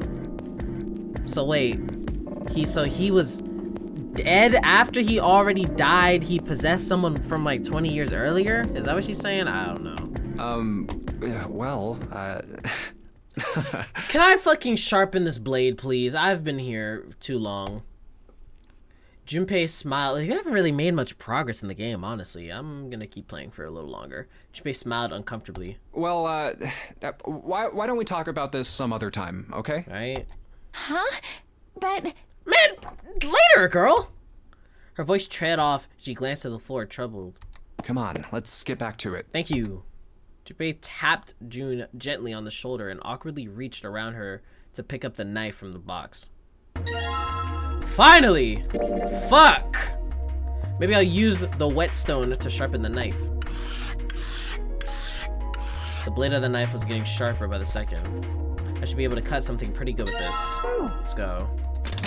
Freaking finally, man. That shit took so long. My gosh. Alright, now that I've sharpened the knife. Yes, I cut the pork. Awesome, Junpei. Now we can cut out the paper. C plus 10 plus F. A, B, C, A 10, B 11, C is 12, 12 plus 10, 22 plus F is 15, so 37? 12, wait. I did that right? 22 plus 15, 30, yeah, I'm right, 37. probably what you're supposed to enter. Password. Maybe if you put in the right number. Pay the note you found earlier. Yeah, I know. You know how to enter those numbers? I think E is for enter and C is for clearing. So basically when I'm ready to submit my answers, I press E. So if I screw up, I press C, right? All right, let's give it a shot. All right, I'm thinking two options. One, I either just type 37 or I have to do that and then find the digital root of that. Which 37, it would be just 1. But let me just type in 37 for now. No, okay. 1. Huh?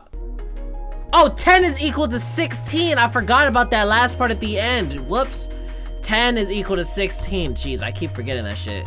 So it's 12 plus 16 plus 15. So 12 plus 16 is 28. 28 plus 15.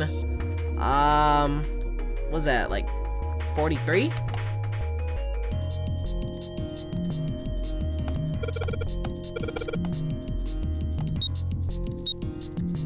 Yeah, bitch! Let's go! Forgot about that shit, that 10 equals 16 shit. Oh my gosh! I guess that went well. Open that shit. Yeah, the door opened. Good job, Jumpy, thank you. Saturn keycard, alright, let's go. We out this bitch. Get me out of here. Open it. Oh, yes! I think it's unlocked now. You did it, Jumpy. Let's get out of here.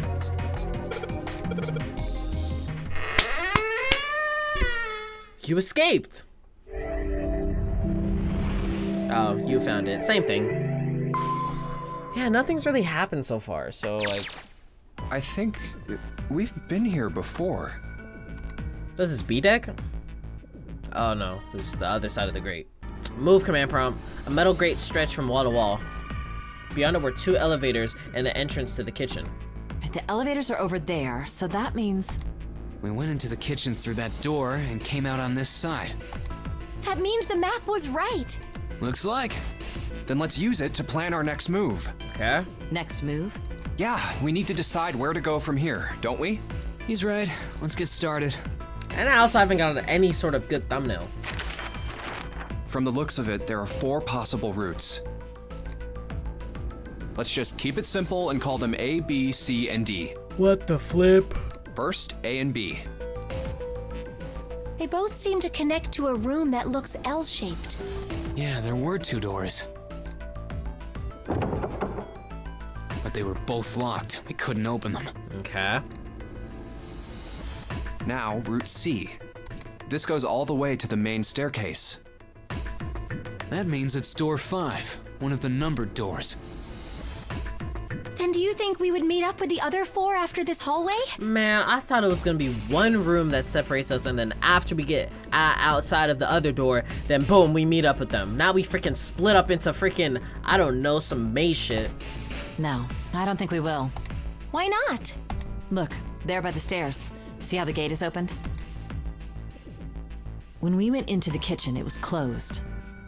But it's open now. What do you think that means? They opened it. Most likely. And if we take route C, we're going backwards. That would be pointless. Then that means... All 4 looked at the map. They all looked at the staircase, its lazy curve leading down deeper into the ship. Route D, then. D it is. All right, D for Darren. Yup, route D. Then we're set. Let's go. They jogged down the stairs until they reached the C deck. Everything looks okay here. Let's check the next deck just to be sure. Yeah, just like I thought. D deck is totally underwater. Jeez. Just like the bottom of the central staircase. The water gazed back at them, its smooth surface like a great mirror. At least the water level hasn't really changed. Small comfort. May as well head back to C deck. What else is here? There are 2 elevators over there at the top of the stairs, just like the floor above. Hold on. These are kind of different. See? There's a card reader on the side. Another strange mark. Goodness. What does that mean, June? Hey, look, it's Lotus's symbol. Huh? See? It's the woman symbol with horns on it. Huh. That seems like... Damn, she beat the shit out of me. Ouch, ouch. Lotus had taken a hold of Junpei's hair. She began to shake him violently, and he thought he heard a low growl coming from her throat. What was that about the mark again? Nothing. Such violence. Junpei began to wonder if she was not the devil. If she was not the devil itself. With an uncomfortable smile, June spoke up. This is a Mercury symbol. Oh, there we go. The horns symbolize the wings on Hermes' staff. Hermes, herpes, whatever. If we can't get this thing to work, these elevators aren't going anywhere. In other words, we need a key card with the Mercury symbol on it. Okay. Probably. I guess we can't get on then. Let's just disregard the elevators for now. How about this hallway on the left? Golly! There's so many doors. They weren't sure how many, but certainly enough to be discouraging. Damn it. If we try and search all these, the sun's gonna go down before we've done half of them. Oh yeah, I forgot we have 9 hours or we're dead. I think the sun already set. I've been recording for over 2. I have a feeling this ship is the only thing that's going to be going down anytime soon. That's even worse. Well, we can come back to this hallway later. Let's check the hallway on the other side, shall we? Okay. Time to head back to the stairs. To the right was a small hallway. And now the right hallway. Quickly, they headed into it. It was approximately the same size as the alcove in front of the stairs. The hallway led toward the stern, and at its end was a set of double doors. There are doors here too. Well, I guess it's just 4 this time. Let's open them. All right, let's start with this one. Junpei nodded and grabbed the one closest to him. He gave it a small tug and felt it move. It isn't locked. I'm going to open it. Throwtap found an unlocked door. He threw it open. Give me a thumbnail. Now. Junpei didn't know what to make of what he saw. Thumbnail? What? Back!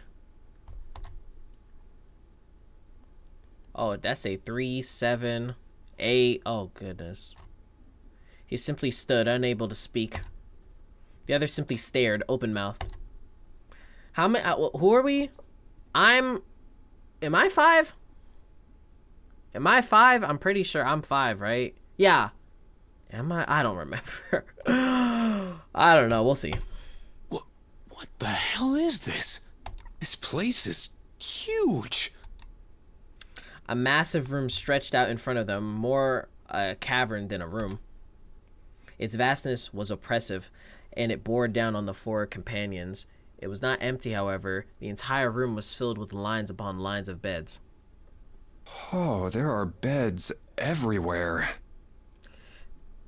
They were simple things, little more than pipe and thin mattresses. Golly, that shit looks horrible. Is this a hospital? It's everything. He had last been able to put a name to the harsh scent that pervaded the room. At last. It definitely has the smell. Could be. I see medicine cabinets and surgical tools. Sorry about that, y'all. I had to talk with Mommy for a sec. Hey, look there. The 4 doors at the end. Digital root shit. 3 of them were emblazoned with large single-digit numbers made with thick red paint. The left door says 3.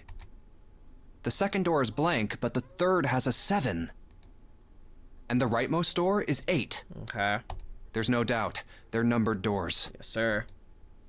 Why is the second door blank? Man, who cares? There's not even a freaking, what's it called? Red? This is, the red is on the outside? That seems kind of strange, don't you think? No point worrying about it right now. Let's see if these will open first. These things are rude as shit. Oh my gosh, they speak in such a rude tone 24/7. Yes, that sounds like a good plan. Like, damn, no point in worrying about it now, dumbass nigga. Like, you might as well say that. Junpei headed toward the doors, weaving his way between the beds. He started with door 3 on the left and moved to the right until he reached door 8.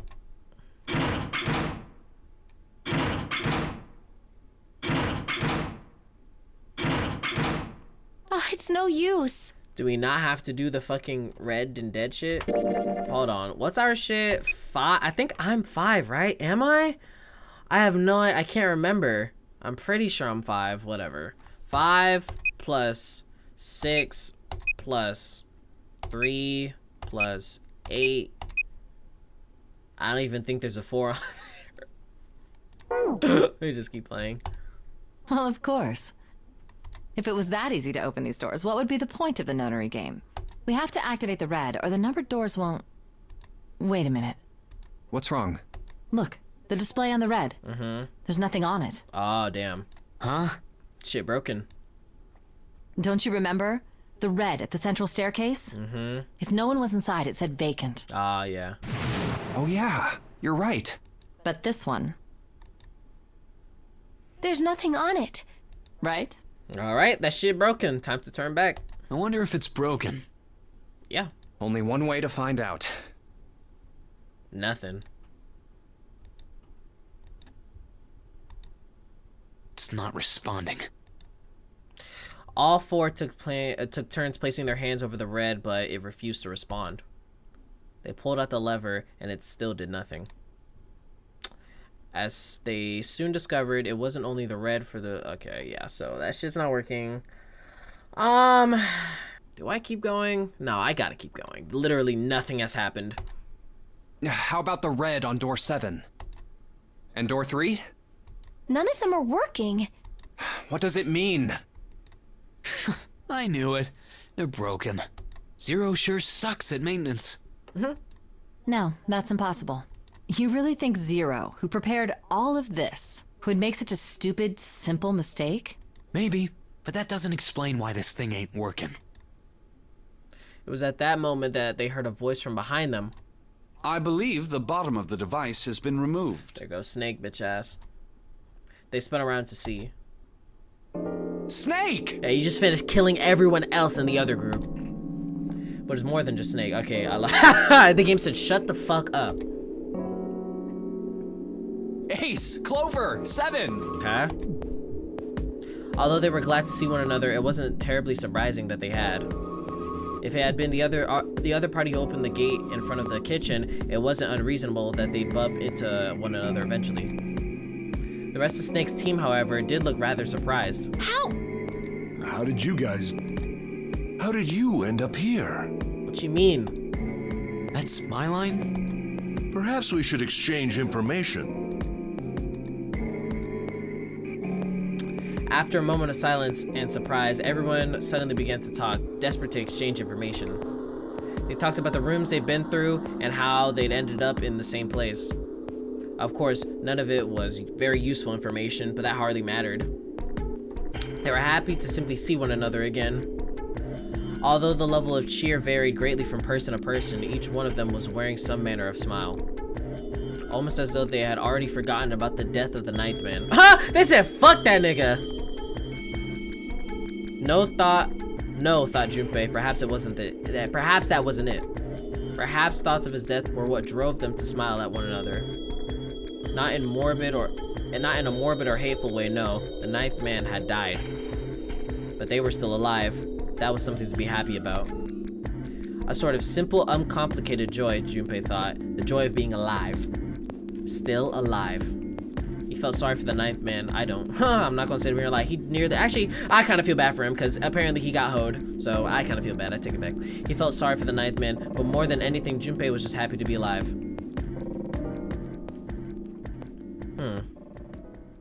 There you have it. Our half of the story. Damn, I ain't hear shit. His part finished, Ace fell silent. For a moment, Junpei was silent in thought. Then he spoke. Okay, let me see if I got all this straight. When you guys got here, the bases for the Reds were already gone. Uh-huh. And you looked all over this room, but you couldn't find anything. So you figured that there might be something in the hallway with all the doors. Did they check every single door? Please tell me they did so I don't have to. So you went and had a look? Yeah. And while you were looking around, you heard voices. Uh-huh. So you followed the voices and came back here. Okay. Indeed.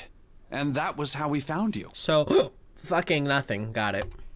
Why don't we check those 3 reds again, just in case? No. You're right. Huh. There's a long, thin gap on the bottom.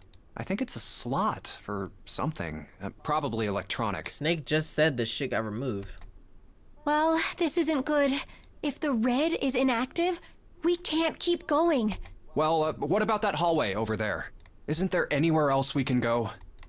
No, there isn't. There are plenty more hospital rooms, but nothing else. Hospital rooms. That's what's behind all those doors? Yes. There are a number of individual rooms in addition to this large one. Okay. There was a door at the end of the hallway, but it was locked. There was an astrological symbol engraved near the keyhole, however. There you go, freaking. I was able to get a good feel of it. I believe it was the symbol of Jupiter. Not again. Those goddamn things are everywhere. I wonder what they all mean. For a moment, everyone was silent, deep in thought. While we're asking what things mean, what's the deal with this room? I mean, I thought this was a cruise ship, but I can't imagine a cruise ship would have a hospital like this. Of all people, it was Seven who answered with calm confidence. Well, I figure it's probably a hospital ship. Chances are it's the Gigantic. What? The Gigantic? You probably look confused. Me too. I'm confused by every single topic they talk about in this game. So did everyone else. What is this Gigantic? Oh wow, even her knowledgeable ass doesn't know. Seven knit his brows for a second, then began to explain. The Gigantic. She was a sister ship to the Titanic, built in the early 20th century. Fuck, I can't get rid of the text, whatever. Actually, the Titanic had 2 sister ships, and they looked exactly the same. The Gigantic was said to be one of them. They intended to make her a passenger liner like the Titanic, but World War I began soon after the ship launched. The British Navy took her over and made her a hospital ship. At some point during the war, the Gigantic was damaged by a German mine in the Aegean Sea. She ran aground afterwards, so she didn't end up sunk. What happened to her after that? One theory going around is that a man named Lord Gourdane bought her. Seemed like he'd been one of the few to survive the Titanic sinking. See what I'm talking about? Everyone knows some shit. I don't know if that's just plot, but like, there's no way. Everyone knows some shit. That trauma turned him into some kind of obsessive collector of all things related to the Titanic. Okay. Soon enough, the guy wanted the Titanic itself, which was impossible, of course. It's stuck at the bottom of the Atlantic Ocean, but the Gigantic wasn't. And seeing as she was identical... So you're saying this Lord Gourdane bought this ship? Yeah, at least I think I am. That's impossible. No way we're in some boat that's almost 100 years old. Pipe down, just pay attention. What, that's it? Well, have you got any proof? Proof?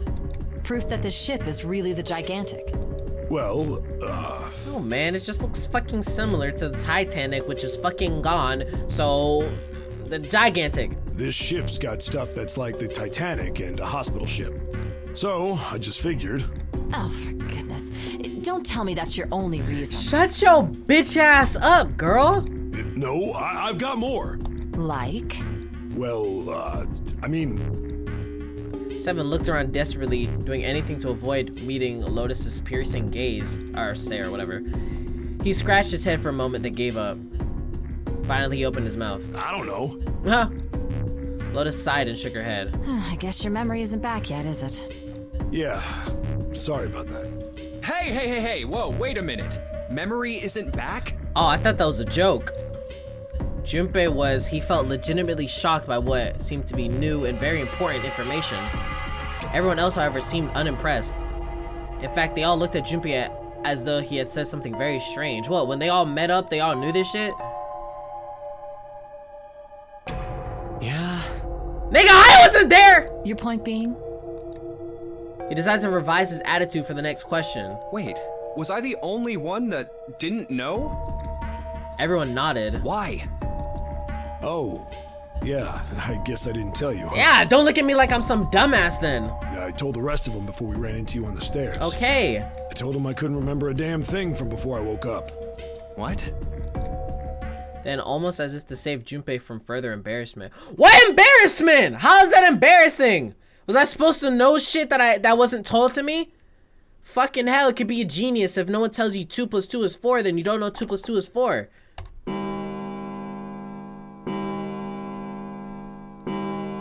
Fuck is that? Clock strikes 12. Midnight arrives. A bell begins to ring from far away. Huh. A bell. It sounds like the clock in the main stairway. Yeah, another freaking hour has passed and we're almost dead already. Junpei counted each chime carefully. 10, 11, 12. Huh, 12. It's midnight. I was right! Clock strikes 12. I really hope you guys get that reference. Then we've still got 6 hours left, right? Fucking hell. We don't have any time to screw around. Let's get going. We gotta find the missing parts for the Reds. What do you mean, find? How on earth do you propose we do that? We've looked everywhere in this room. That only leaves one place to look. One? Well, not just one.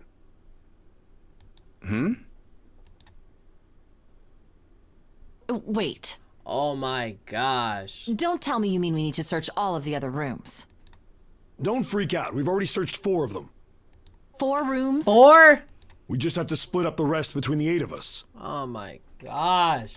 If each of us can do 6 rooms apiece, we'll have the other 48 rooms cleared in no time.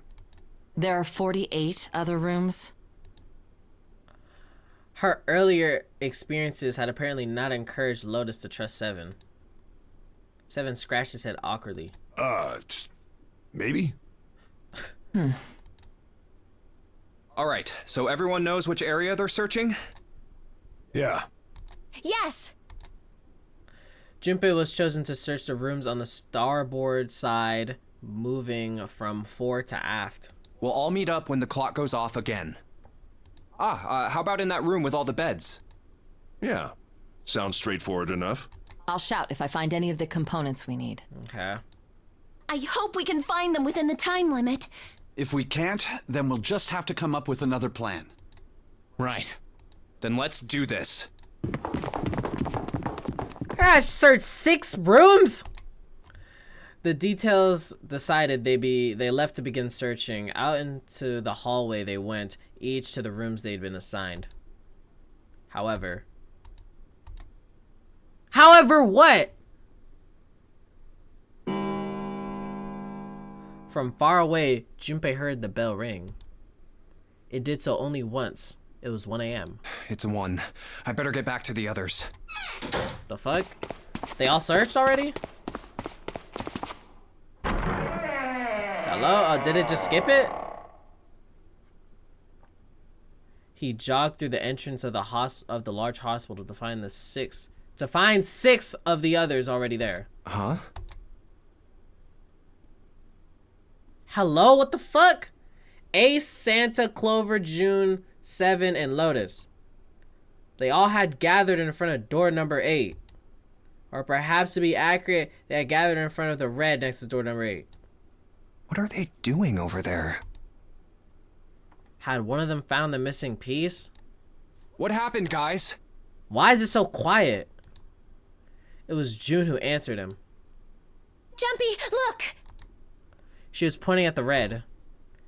He pushed through the others until he stood in front of it. What, does it say occupied? I don't know, it's open, it's good. Immediately, he knew what she had meant. Vacant? Junpei sighed. Come on, guys, who was it? I thought we were supposed to yell if we found it. Well... Junpei wondered why she was hesitating. The others looked as confused as June, but kept their mouths shut. What the hell? What is up with you guys? Right? Like, all these niggas are weird. They all knew something he didn't, and Junpei wasn't about to leave things that way. Finally, Lotus frowned and spoke. Well, that's the thing. We don't know. Didn't say that! Why did... Damn, we don't know, bruh. Damn! You don't know? When I got back, it was already like this. There was no one else here. That means I was the first one back, but I mean, you don't know that. What if someone went back, did some shit, then came back? the missing parts were already back in the red. Whatever. What? Let me see.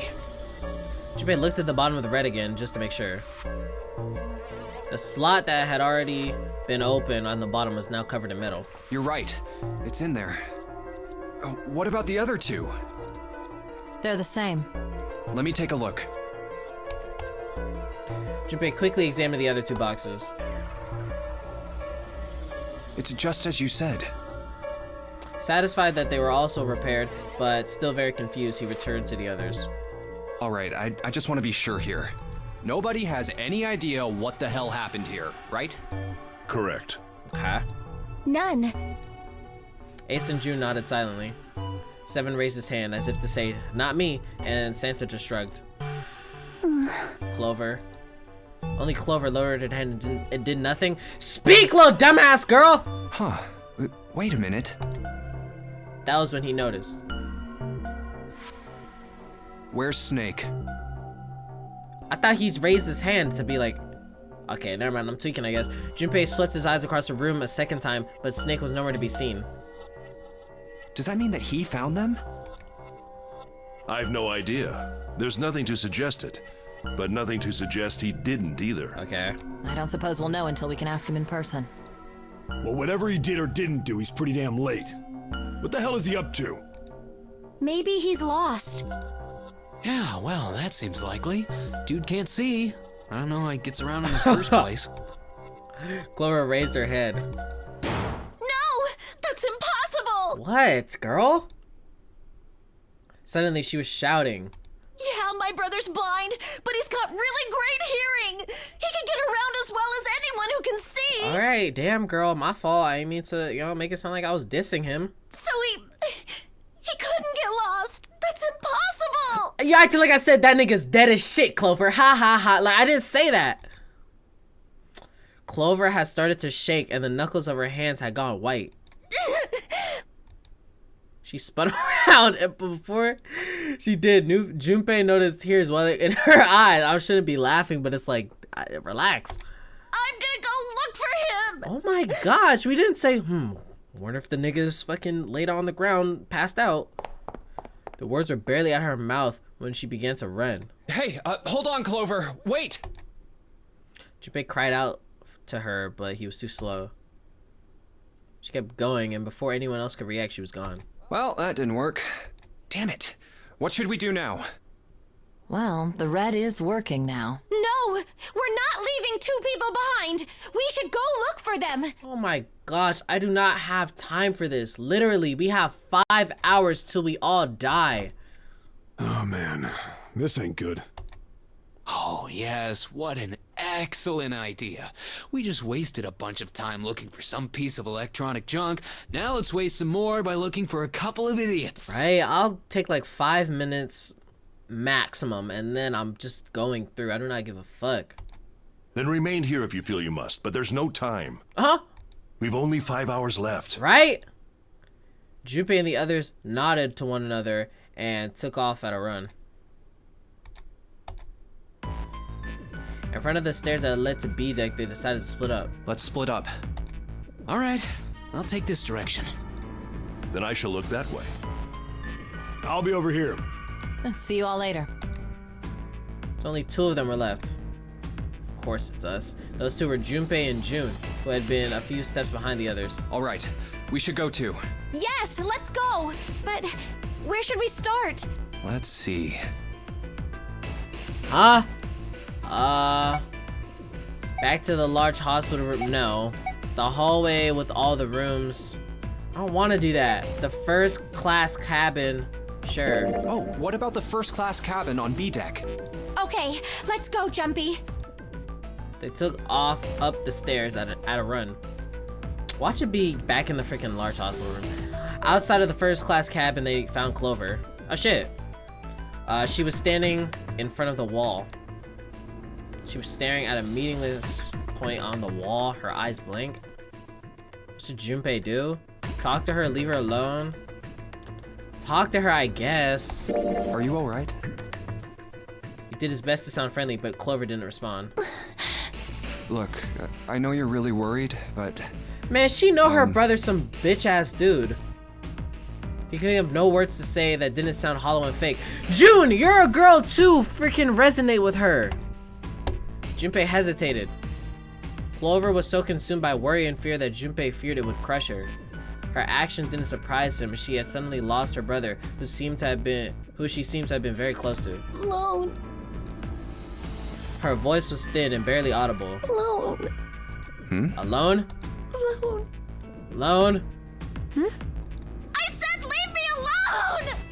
Then say it louder the first time. You can't just fucking stay quiet and then go, alone? Like, I don't give a fuck. Suddenly she was screaming, bye girl, I hope your brother is dead. You're so annoying! Just go away and leave me alone! Just go away, okay? Just go somewhere else! Stop bothering me! Fuck you, Clover. Junpei was taken aback. Such anger and hate. June's eyes had gone wide with surprise as well. Why are you still here? Didn't you hear me? Oh my gosh! Huh? Fine, forget it. If you aren't gonna leave, then I'll just... Bye. All right, let's go, June. Yeah. There's something wrong with her. They turned and left Clover. As they did, Junpei glanced back over his shoulder to see Clover wiping tears from her face. What? Clover had driven home the mystery of their situation. But Junpei told himself that getting depressed would get him nowhere but depressed. What? We really need to find Snake, for Clover's sake. Man, I don't give a damn about either of them, honestly. He did his best to push away the misery and depression and force a smile. So, where do you think we should go next? Let's head back to the large hospital room. Right, what if he's like hiding in there or some shit? Alright, that's probably the best idea. It is? Together they ran down the stairs. I just clicked that shit for fun. Hey, wait, that's... Santa. On their way to the large hospital room, Junpei and June noticed Santa standing next to number 3 door. Santa? Junpei paused. What should Junpei do? There's no fucking point there's no point of being here, coming here in the first place if I don't talk to him, so talk to him.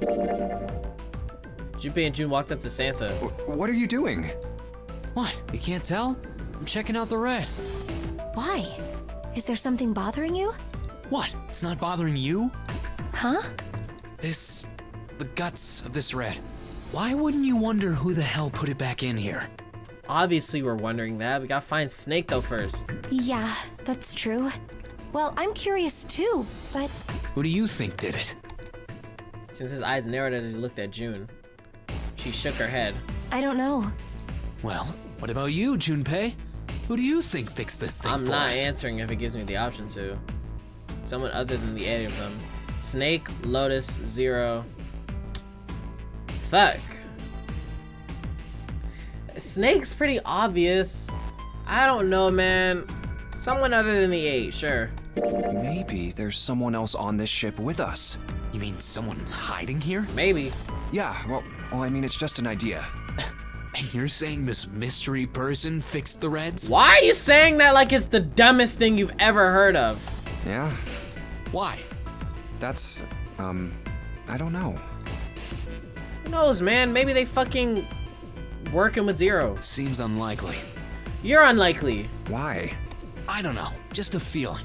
Hard to believe Zero'd bring in a secret 10th player. I'm not saying it's Zero. I'm saying he could have a worker. I mean, the name of the game is the Nonary game, for Christ's sake. You know what Nonary means, right? It means 9. Everyone keeps trying me, No, that's not what I meant. right? I mean more like someone who's been living here for a long time. That's not what I meant. Never mind. Or someone who, like, stayed here. The fuck, my homie's playing Final Fantasy. Seriously? That's even more ridiculous. Why do you think Zero would leave them alone? Junpei furrowed his brow. So, in other words, one of us is the person who fixed the red. Santa grinned. Bingo, we have a winner. Man, that was obvious, but I was just saying like, hey, maybe it's some... But if that's true, then the person who did it doesn't want the rest of us to know that they fixed it. Yeah, But why? no idea. Maybe if they come clean on that, it means we'd find out something else. Something bad. Something bad? Dunno. But whatever it is, it's gotta be worth hiding. Of course, it could have something to do with Snake's disappearance. You think maybe they did something to Snake? Yeah. Yeah, it probably is fucking Snake himself. Junpei stared at Santa. There's something about him that made Junpei wary. At first he assumed the other man wasn't terribly clever, but Junpei was beginning to think he would need to reevaluate that assessment. When Santa spoke again, his voice was quiet. Look, if you trust anybody in this game, you're gonna lose. You've gotta be careful. The person you trust the most could turn out to be the one who stabs you in the back. June, weird ass girl. Like at the start you were freaking suspecting me for no reason. That shit was still weird. With that depressing suggestion, he turned and quietly walked away. And that's that, I guess. Useless conversation. What? See? Like, why is she giggling? Junpei and June looked at one another and smiled awkwardly. Oh, okay, that's why, because it was awkward. Because he said the person you trust, like, you guys get it. Where'd they go next? Finish searching. What? Let's finish searching. Alright, well, I won't do that. The casino. Let's go take a look around the casino. Okay. They quickened their pace and headed for B deck. Before they knew it, they were there. So was Lotus. Ooh, damn, I ain't seen that. Hold on. Can I? Okay. Hey, what do you think you're doing? Okay, I just wanted, like, just in case, you never know. She glanced up at him unimpressed. Damn. Isn't it obvious? I'm looking for Snake. I'm just not seeing it. Really? Maybe you need to look harder. I don't think that's the problem. Oh, by the way, I've got a proposal for you two. Care to hear it? What's up? Come on. What is it? Well, I don't like to beat around the bush, so I'll get right to it. Why don't we team up? Team up? Yeah. What? You need me to explain it to you? I'm saying, why don't we go through a numbered door? No! Even if we wanted to, that's impossible. Why? Jumpy's bracelet number is 5, mine is 6, and yours is 8. That's 1. Our digital route would be 1. I know. But there's no number 1 door in the large hospital room. The only doors there are 3, 7, and 8. Then we add another person. Huh? What? Who? What? Isn't that easy? Santa? 7. Oh. The fuck? I thought you said you didn't want that brute anywhere near you. Oh, if we add 7. Oh yeah, that's why, because 5 plus 6 plus 8 plus 7 8. equals 26. The digital root of 26, 2 plus... we know. Then the 4 of them could go through the number 8 door. But Wait a minute. What about the other 4? Ace, Snake, Santa, and Clover. Well, why don't you add them up? that was simple enough. 1 plus 2 plus 3 plus 4 equals 10. And 1 plus 0 equals 1. The digital root for those 4 would be 1. That's right. And you know the number 1 door isn't in the big hospital room, right? Uh-huh. Of course I know that. Wait. What was it? One, maybe, hold on. No! Are you saying you'd leave them behind? Can they split up? Wait, who's left? So it's us. 1 plus 2 is 3. 3 plus 4. Hold on, let me just keep playing. Of course not. What kind of woman do you think I am? Yeah, if they like split up, then they could do their own shit. Once we get off the ship, we could come back and rescue them, couldn't we? What? Never mind. I thought she was saying they could split up and form their own digital route and go through the other doors. Not that shit. Then we wouldn't really be leaving them behind. Don't try to lie to us. That's really stupid. I don't think you'd do anything of the sort. Really? Why do you think that? You remember, don't you? We have less than 5 hours left. Even if we manage to escape. Right? You know how long that shit's gonna take? We're in, I'm assuming, the middle of the ocean. There's no way we could come back to rescue them in less than 5 hours. Well, you never know until you try. You're weird. No, you're not thinking this through. Even if we brought 7 with us, we wouldn't be able to get off the ship. The 4 of us couldn't open door 9. 9. We need as much people It is as hidden, possible. but an exit can be found. Seek a way out. Seek a door that carries a 9. Yeah, that's right. The digital route for the 4 of us would be 8, so we'd have to add Ace to make 9. That's right. Unless we bring Ace too, we'll be stuck. Let us scratch the back of her ear. Oh. Well, that's unfortunate. Unfortunate. That's all you have to say? She didn't sound particularly bothered by what Junpei said. Nor did she seem particularly surprised. Well, let's try and find another way, okay? A way to get out of here with all 8 of us. That's impossible. Are you being serious? And you do know that only 5 people, at most, can go through one of the numbered doors, right? The number 9 isn't going to be an exception to that rule. Regardless, at least 3 people will get left behind. Golly. Huh? Yeah, I guess that makes sense. The moment he said it, Junpei felt a chill run down his spine. No. Wait just a second. You're skipping over a really big detail. What's the detail? Yes, what she said was true, but how Lotus could remain cavalier about so terrifying a prospect was beyond him. Is that really okay? That means 3 people will die in the end. Are you okay with that? That's just... Lotus's forehead furrowed. You think I could have a moment alone? Aye, weirdo. Everyone in here is a weirdo. There's some things I need to think about. Bye. Junpei and June turned and began walking away from Lotus. That didn't turn out to be a very pleasant conversation. Not at all. Yeah. Junpei's heart felt heavy and his steps sluggish. But he told himself pessimism would get him nowhere. Well, regardless, So he forced himself to smile and turned to June. let's just focus on finding Snake for now, okay? Yes, you're right. We can think about those other things later. Yeah. Junpei All right. nodded. Where should we go next? Hallway with all the rooms. Let's go back downstairs and check out that hallway with all the doors. Together they ran down the stairs. Oh, whoops. Fuck, back. Oh, it's Ace. Instead of ahead of them, further down the hallway, they spotted Ace. Hey, Snake! Where are you? Answer me if you're there! What should Junpei do? Come on. Let's go. With June in tow, Junpei jogged to Ace. Hearing their footsteps, he turned to greet them. Ah, hello there. What's up? Snake is... Well, that's obvious, isn't it? I assume you haven't found him yet? Nope. Yeah, doesn't seem like you're having any luck either. I really wonder where he could have gone. Well, wherever he's disappeared to, we must find him as quickly as we can. For Clover's sake. Right. June's face looked kinda enraptured. Why is she blushing? By the way, do you think Clover and Snake are really siblings?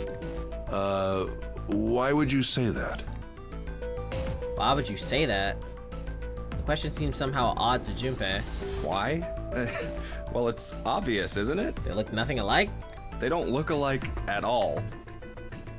Ace looked at him for a moment and then spoke. Yes, you know, now that you mention it, they don't. Now that you mention it. Still, there are a great many siblings who do not look like one another. It certainly isn't rare. I mean, I guess. Junpei wasn't sure why, or even if he was seeing what he thought he was, but he could have sworn that Ace's face tightened as he spoke. Is he blind too? At any rate, we really must find Snake as soon as possible. The clock is ticking. We really can't afford to waste any time. Very well. Let's get back to the search, shall we? You can leave this area to me. All right. Let's go, Jumpy. At Jane's urging, they left. They found themselves back at the stairs, but Junpei's mind was in turmoil. Something about that was...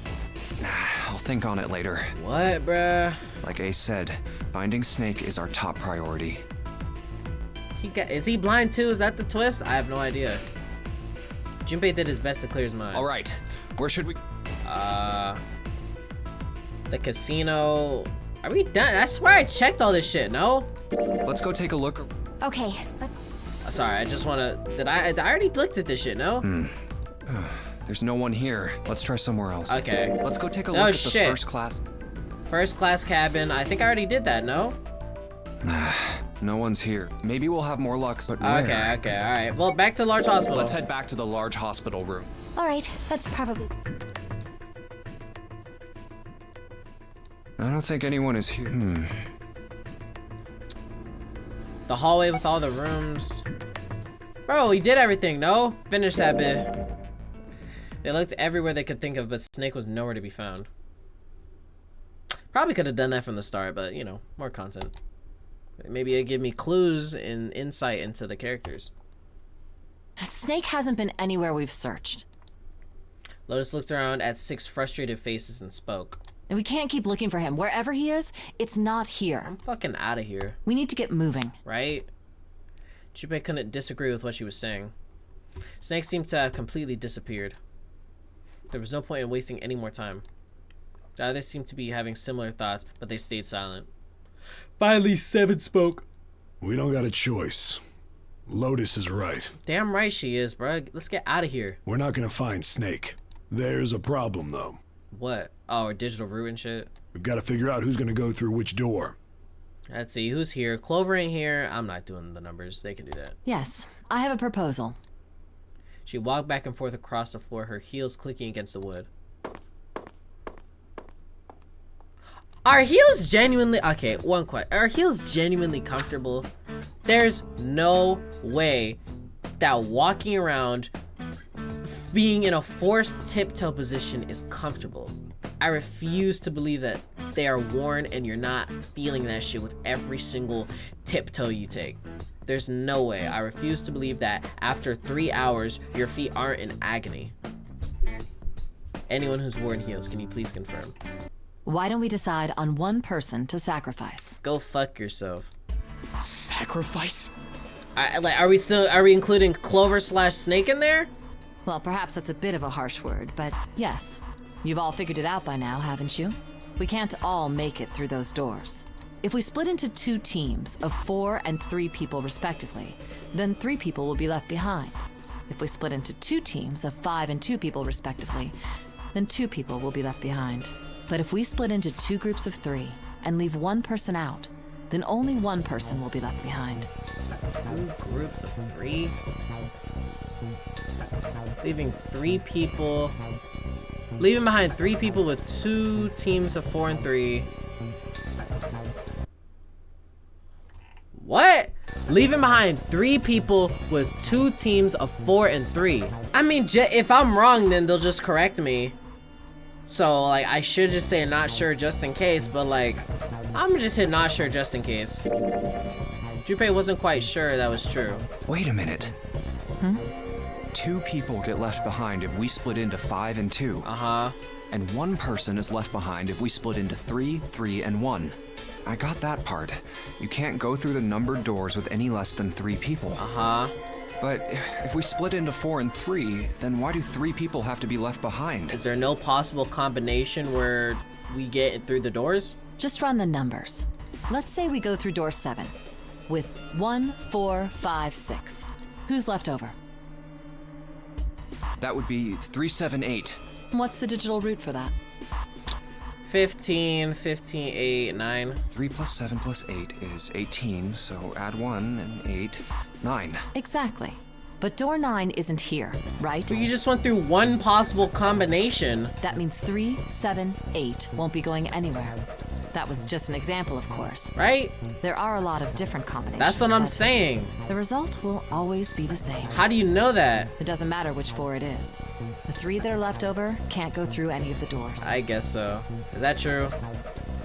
There's 1. Whatever. I don't feel like it. Go ahead and calculate it if you have the time. Whatever. I don't. You'll see. I don't.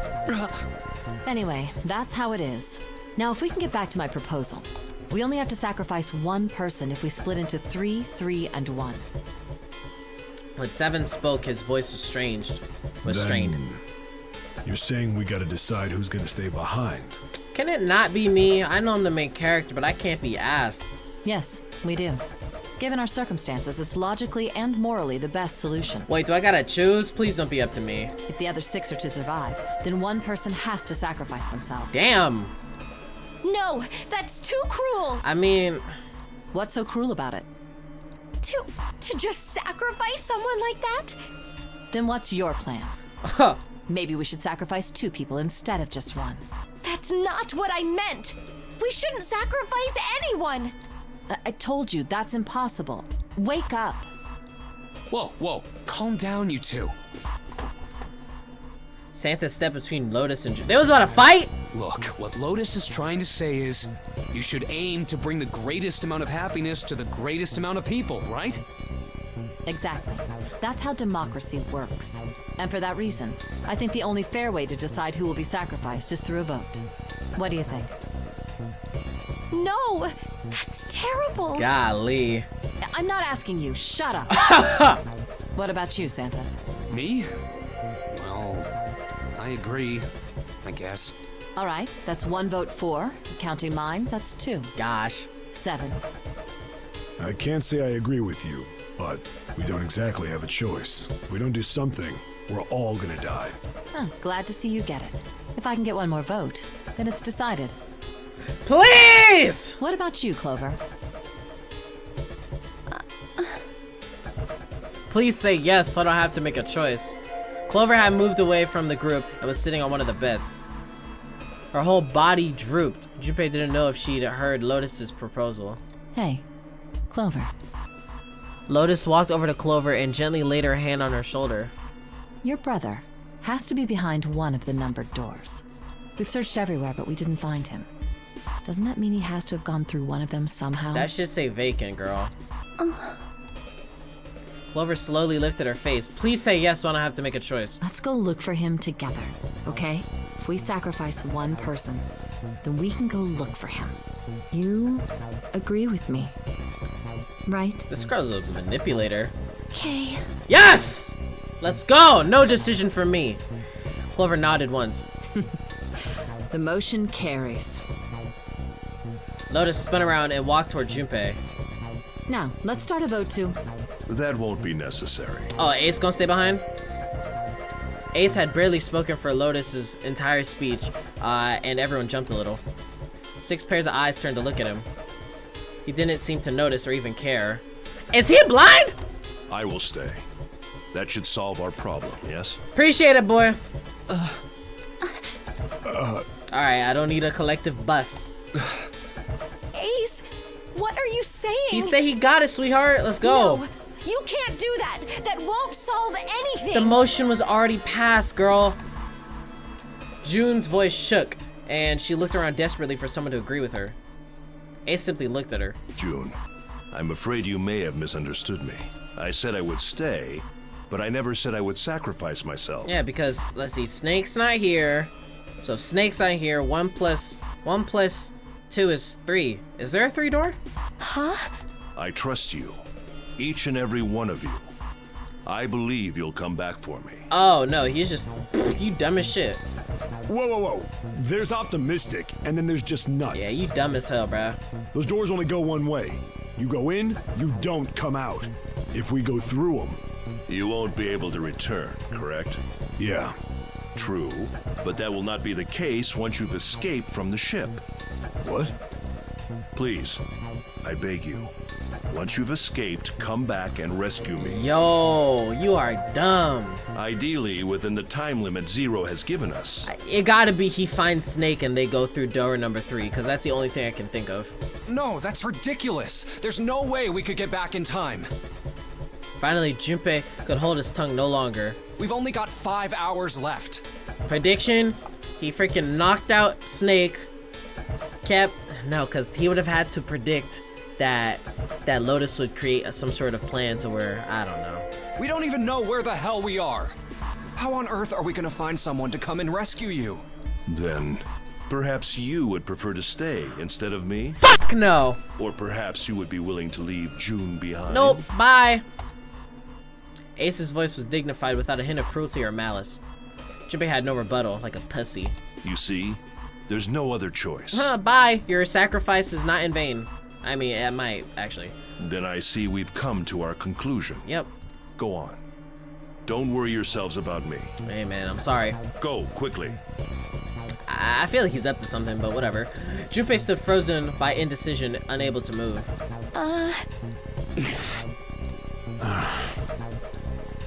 June bit her lip so hard that Junpei feared she would break the skin. Santa stood against the wall, calm and aloof. Seven tore his beanie from his head and turned it over anxiously in his hands. Only Clover stared at Ace with an expression Junpei was unable to decipher.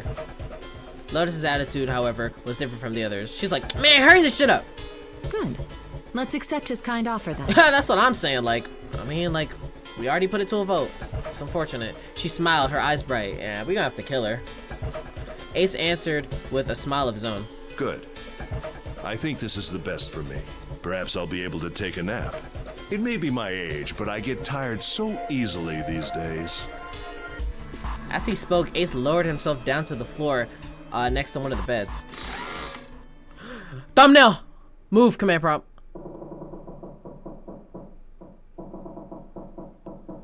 More metal shit. From somewhere deep inside the ship, Junpei suddenly heard the screeching of metal on metal. It was almost as if the ship were screaming.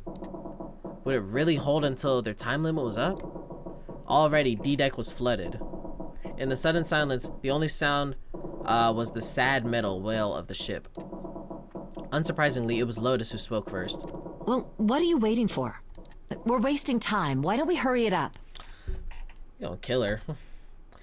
As if a spell had been broken, the others all began to talk at once. You're right. We should get going. That's all we can do right now. 7. Seriously.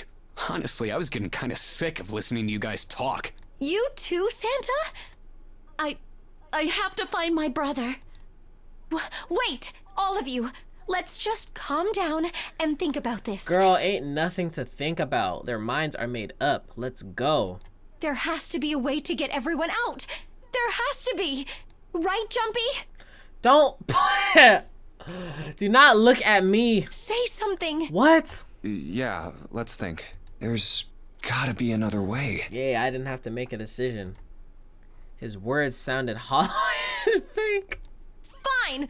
Forget about it. I'll figure it out on my own. Oh my gosh. She spun around and ran toward Ace. Hold on. Wait, he slumped down next to the bed with June and grabbed his arm. Oh, he had slumped down next to the bed when June grabbed his arm and pulled. Hold on. Just in case. Ace! Damn. Come on, Ace. Please stand up. You can't give up yet. We just have to sit down together and think about this. We'll figure out a way that we can all get out of here. Then it happened. Snake. He died? Ace fell forward. Fuck! Ace! There's no fucking good. I can't get a. Whatever. June cried out and dropped to her knees beside him. She put her arm around his neck and did her best to lift him up. What happened? Ace, yes! Say something! Here we freaking go. Okay, sorry. I know that's annoying to y'all. She shook him frantically. His eyes fluttered open. I'm all right. His voice was weak and slightly slurred. How are you all right? This. It sounded like that. This is gonna sound really fucking chronically online, but there's a one TikTok sound one time, and it said like, "This is a work of art." That sounded just like that. Darren, if you have time, pull that shit up. Okay, I can't be asked to fucking download it and import it onto Premiere Pro, so I'm gonna just play it through my phone. Hold up, I gotta restart it. This is a work of art. Okay, that's enough. I hope that picked up well, because I don't feel like replaying it. He held out his left hand and slowly opened his hand. His left arm and slowly opened his hand. A syringe? It was a syringe in a small vial. The vial was empty. It had only recently been emptied. A few drops clung to the sides. There was a label taped to the side of the container. It read, "Soporal beta. Sapporo beta. Sapporo beta? Soparil beta. Sapporo. What does this do? Did you use this? Yes. It's just anesthetic. I'll be fine. Why though? Anesthetic. I found it earlier while we were searching the hospital rooms. Why? I thought it might be useful later. I didn't think I'd be using it on myself. Why? Why did you do this? Didn't I tell you? I'd like to take a nap. You are weird. I really am very tired. Junpei knew that wasn't why he done it. Ace had injected himself with the anesthetic to forestall Junpei and Jun's attempts to bring him along. Okay. If he couldn't move, there was nothing they could do. He'd injected himself so they would be forced to leave him behind. Ace. Is there something you want to say? Man, go to bed. I just like to sleep a little. Could you keep it down? Good night, old man. No, don't, Ace. Don't fall asleep. Can someone slap her? Damn! He's about to sleep. It's too late. You feel warm. So comfortable. I think I'll have a nice dream. Let's get out of here. Ace's eyelids droop further and further. Yeah, the fucking clock is ticking down further and further. Almost as though he were dying. Ace! Ace! She shook his shoulder again and again. But this time he didn't respond. He's breathing. Once the gentle rising and falling of his chest told him he was alive. Only the gentle. Jeez. Junpei was relieved to see he was in fact still breathing. Let's get him up on a bed. He lifted Ace up off the floor and laid him on the bed he'd been leaning against. When Junpei turned around, Lotus gave him a look of pity. Well, we really don't have a choice now. We can't let his sacrifice go to waste. Oh my gosh. Right? Come on, let's go. Like you even mean that. Alright, she don't give a fuck, but like, it's the only thing we can do. Let's go. You say something? Yeah, I said like you even mean that, bitch! No, nothing. Man, you're a pussy, Junpei! It felt wrong, but he had to agree. Then suddenly Santa spoke.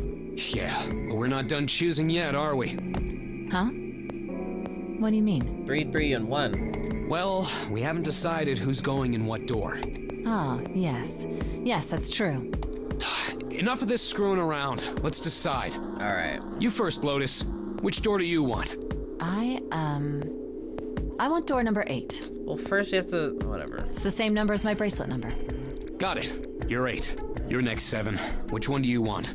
Well, we can't freaking just start doing willy-nilly and fucking about. We have to, like, calculate the digital route. I'll take 7. I can't get along with that old lady.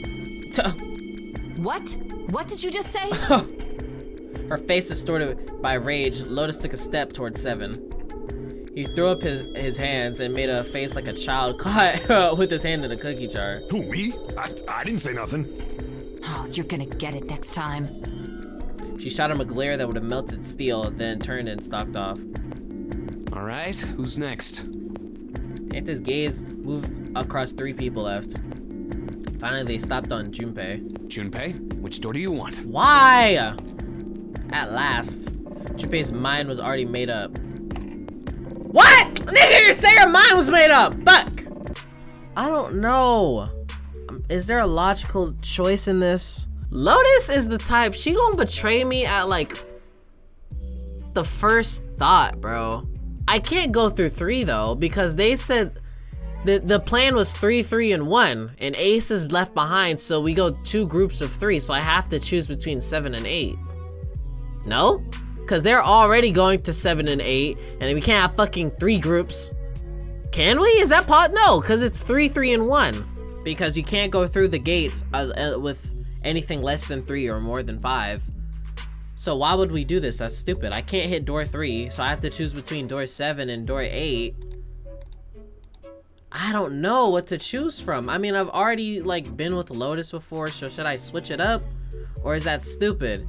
Well, if I go through door 7, I have to think. If I go through door 7, that's me plus 7. So 5 plus 7, that's 12. 12, and we need it to equal 7. So we would need 1 plus 6. So we need it to equal 16. So we would need to bring 4. Who's 4? 4 would be Clover. Okay, so if I go through door whatever, if I go through that door, it'd be me, 7, and Clover.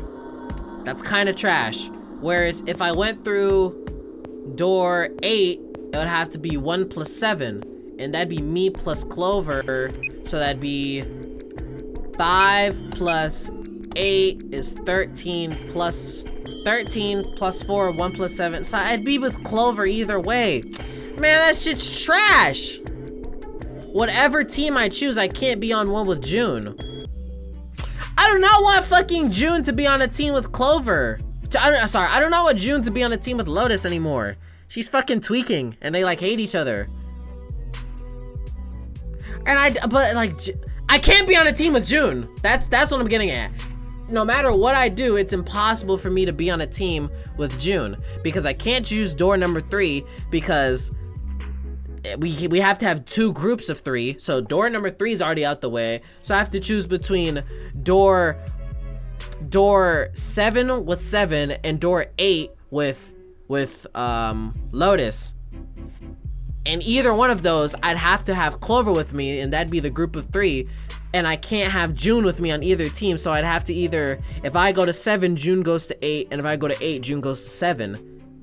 And I do not want fucking Lotus evil ass and June on the same team.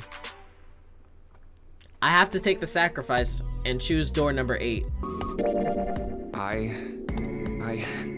think I'm gonna go with door 8. Okay, 8 it is. Yeah.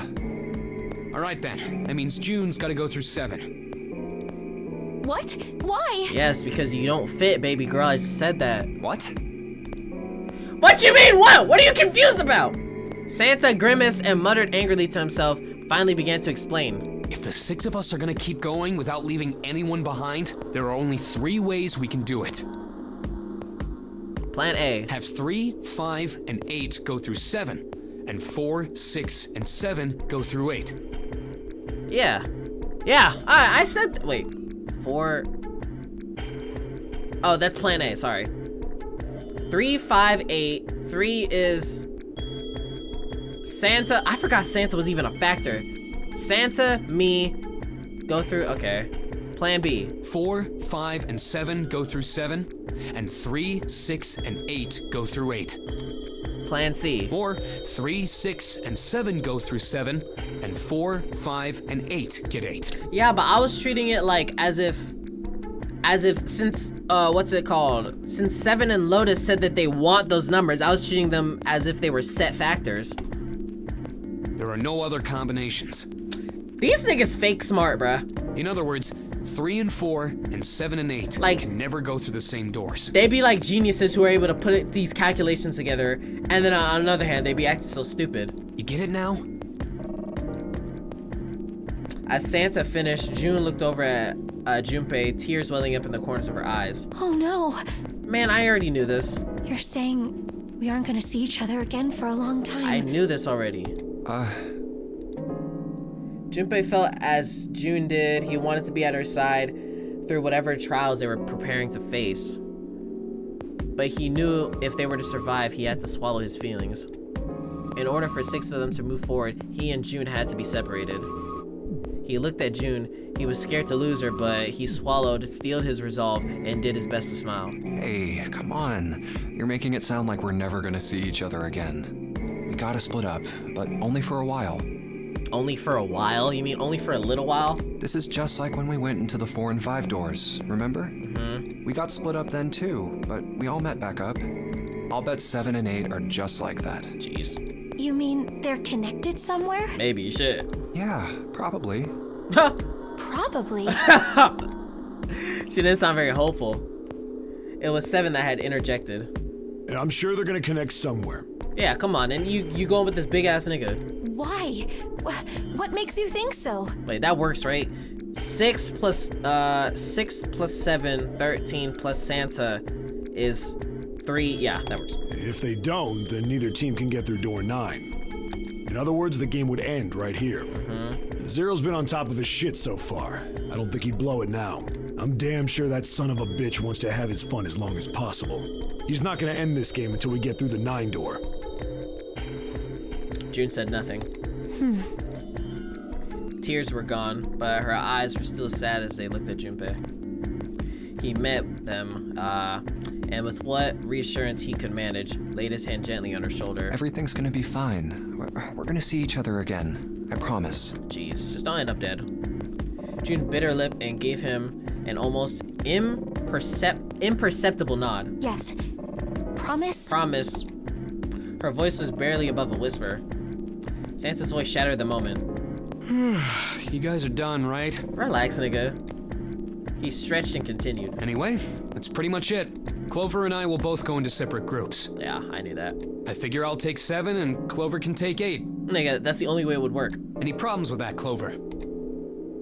Clover looked away and was silent for a moment. Whatever. Oh, brother, fuck you and your brother. I wish that 9 nigga killed you. Let me calm down. It was more of a dismissal than an agreement, but Santa didn't seem to care. All right, we're ready to go then. Our group chemistry is trash. Let's move. At Santa's command, the group split and headed for their respective doors. See, at least you got that big nigga protecting you, and he seems nice. I'm not letting this evil succubus, sexy succubus Lotus brainwash you. While Clover, Lotus, and Junpei headed for door 8. For a long moment, they stood in front of the door. Lotus laid her hand against her chest and turned to Junpei and Clover. Are you ready? Yes, come on. Yeah. We have to kill her. I know for a fact she's gonna have to die sometime. Okay. Then shall we go? Alright, after this, I have to stop, bro. We're recording for well over 3 It's hours. open. A narrow hallway stretched out before them. Okay. Hurry! Your brother is not behind these walls, girl. Lotus and Clover leapt through the door. The moment they did, their bracelets beeped. Oh, damn, we gotta find the freaking dead. The detonators in the bracelets have been activated. Gotta find the dead. Junpei stepped forward to follow them. But as he was about to step over the threshold, he stopped. What? He looked to his left, toward door 7. June stood there, a mirror image of Junpei. Nigga, okay, cool, let's go before we explode. She turned and looked toward him. Their eyes met. June. Nigga, fuck this shit! Jumpy. Oh my gosh, I would be so pissed if I was one of the other people. They nodded. Their farewell took 1.5 seconds. The 1.5 seconds is too damn long. What the hell are you doing? Thank you! Like, hurry the fuck up! Got pulled. Then someone took hold of Junpei's arms and hauled him bodily through the door. Right? Are you stupid? Fucking dumbass Junpei. He heard the sound of the number door slam behind him. Slam shut behind him. Come on. His bracelet gave a cold electronic beep. Junpei, you are stupid. 81 seconds left. Hurry! Come on. Lotus snapped at him and ran to the dead. Junpei and Clover followed her as fast as they could. Oh damn, it's already there. I'm not gonna look for it. Very good. Alright. It stopped. With a shaking hand, she wiped a few beads of sweat from her forehead. Clover, however, was calm, aloof perhaps. Pointless. You're pointless. She muttered to herself without emotion and began walking down the hallway, leaving behind a confused Junpei and Lotus. Lotus watched the girls receding back. What the fuck? With a mix of frustration and curiosity. Okay, since she's like leaving. What an unpleasant girl. You're an unpleasant woman. I bet she's not very popular with the boys.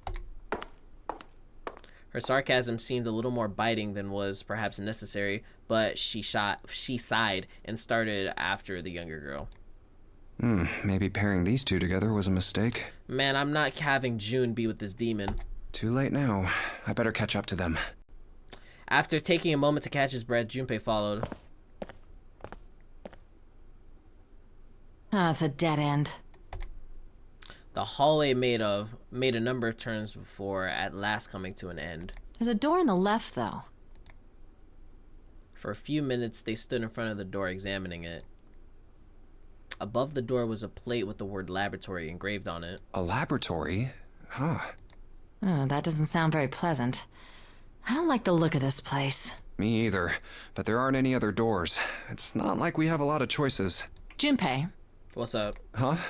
Please, you first. See, imagine if this was freaking June, and she was like, yeah, bitch, go before I beat you up, and Junpei's not here to protect you. Like, I'm not dealing with that. Junpei suspected her politeness was motivated by something other than respect. Ugh, fine. Junpei muttered to himself and pushed open the iron door.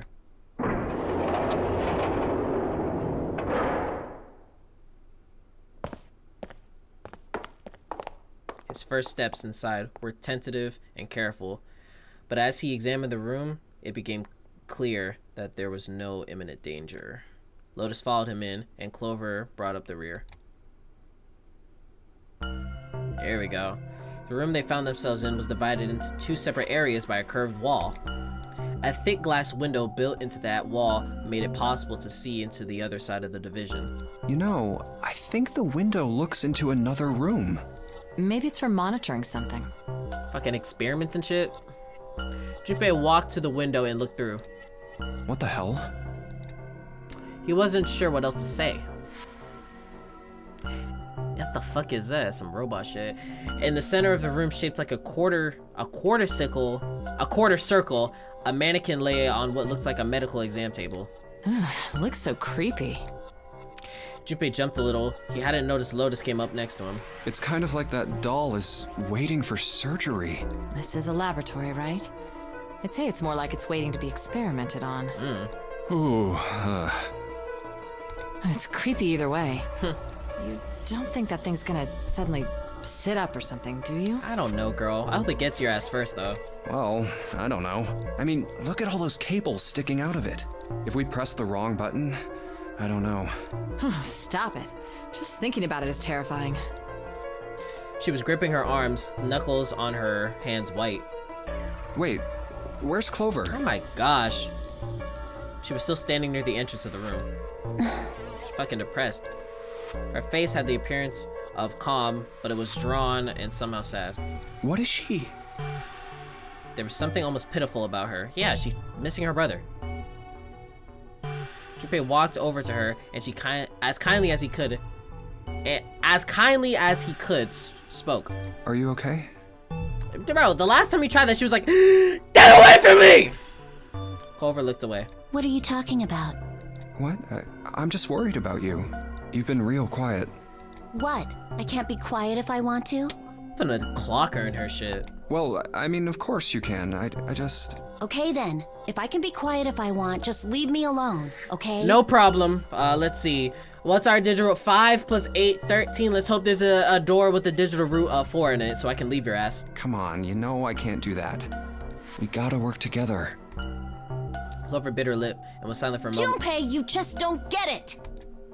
Her cry took Junpei by surprise, and he stumbled backwards a few steps, alarmed. My brother's not the kind of person who'd just leave me behind! Okay. Oh, what? So he's dead? Something happened to him! Huh? That's unfortunate. Something bad. Yeah. Junpei had nothing to say. Lotus jolted from her mannequin nightmares by Clover's voice turned toward them. What happened? Clover's eyes slid to Lotus and then back to Junpei. Look, just don't bother me, okay? Leave me alone. No problem. Finished, she turned around. Before Junpei or Lotus could say anything, Clover had begun to walk quickly away. Hey, wait, Clover! Hold on! That way is... I told you to leave me alone! Okay. Might as well have been talking to a wall for all the notice she took of his cries. Not even slowing down, she made for a doorway cut in the wall in front of her. Without even slowing down, she passed through the doorway. Clover, watch out above you!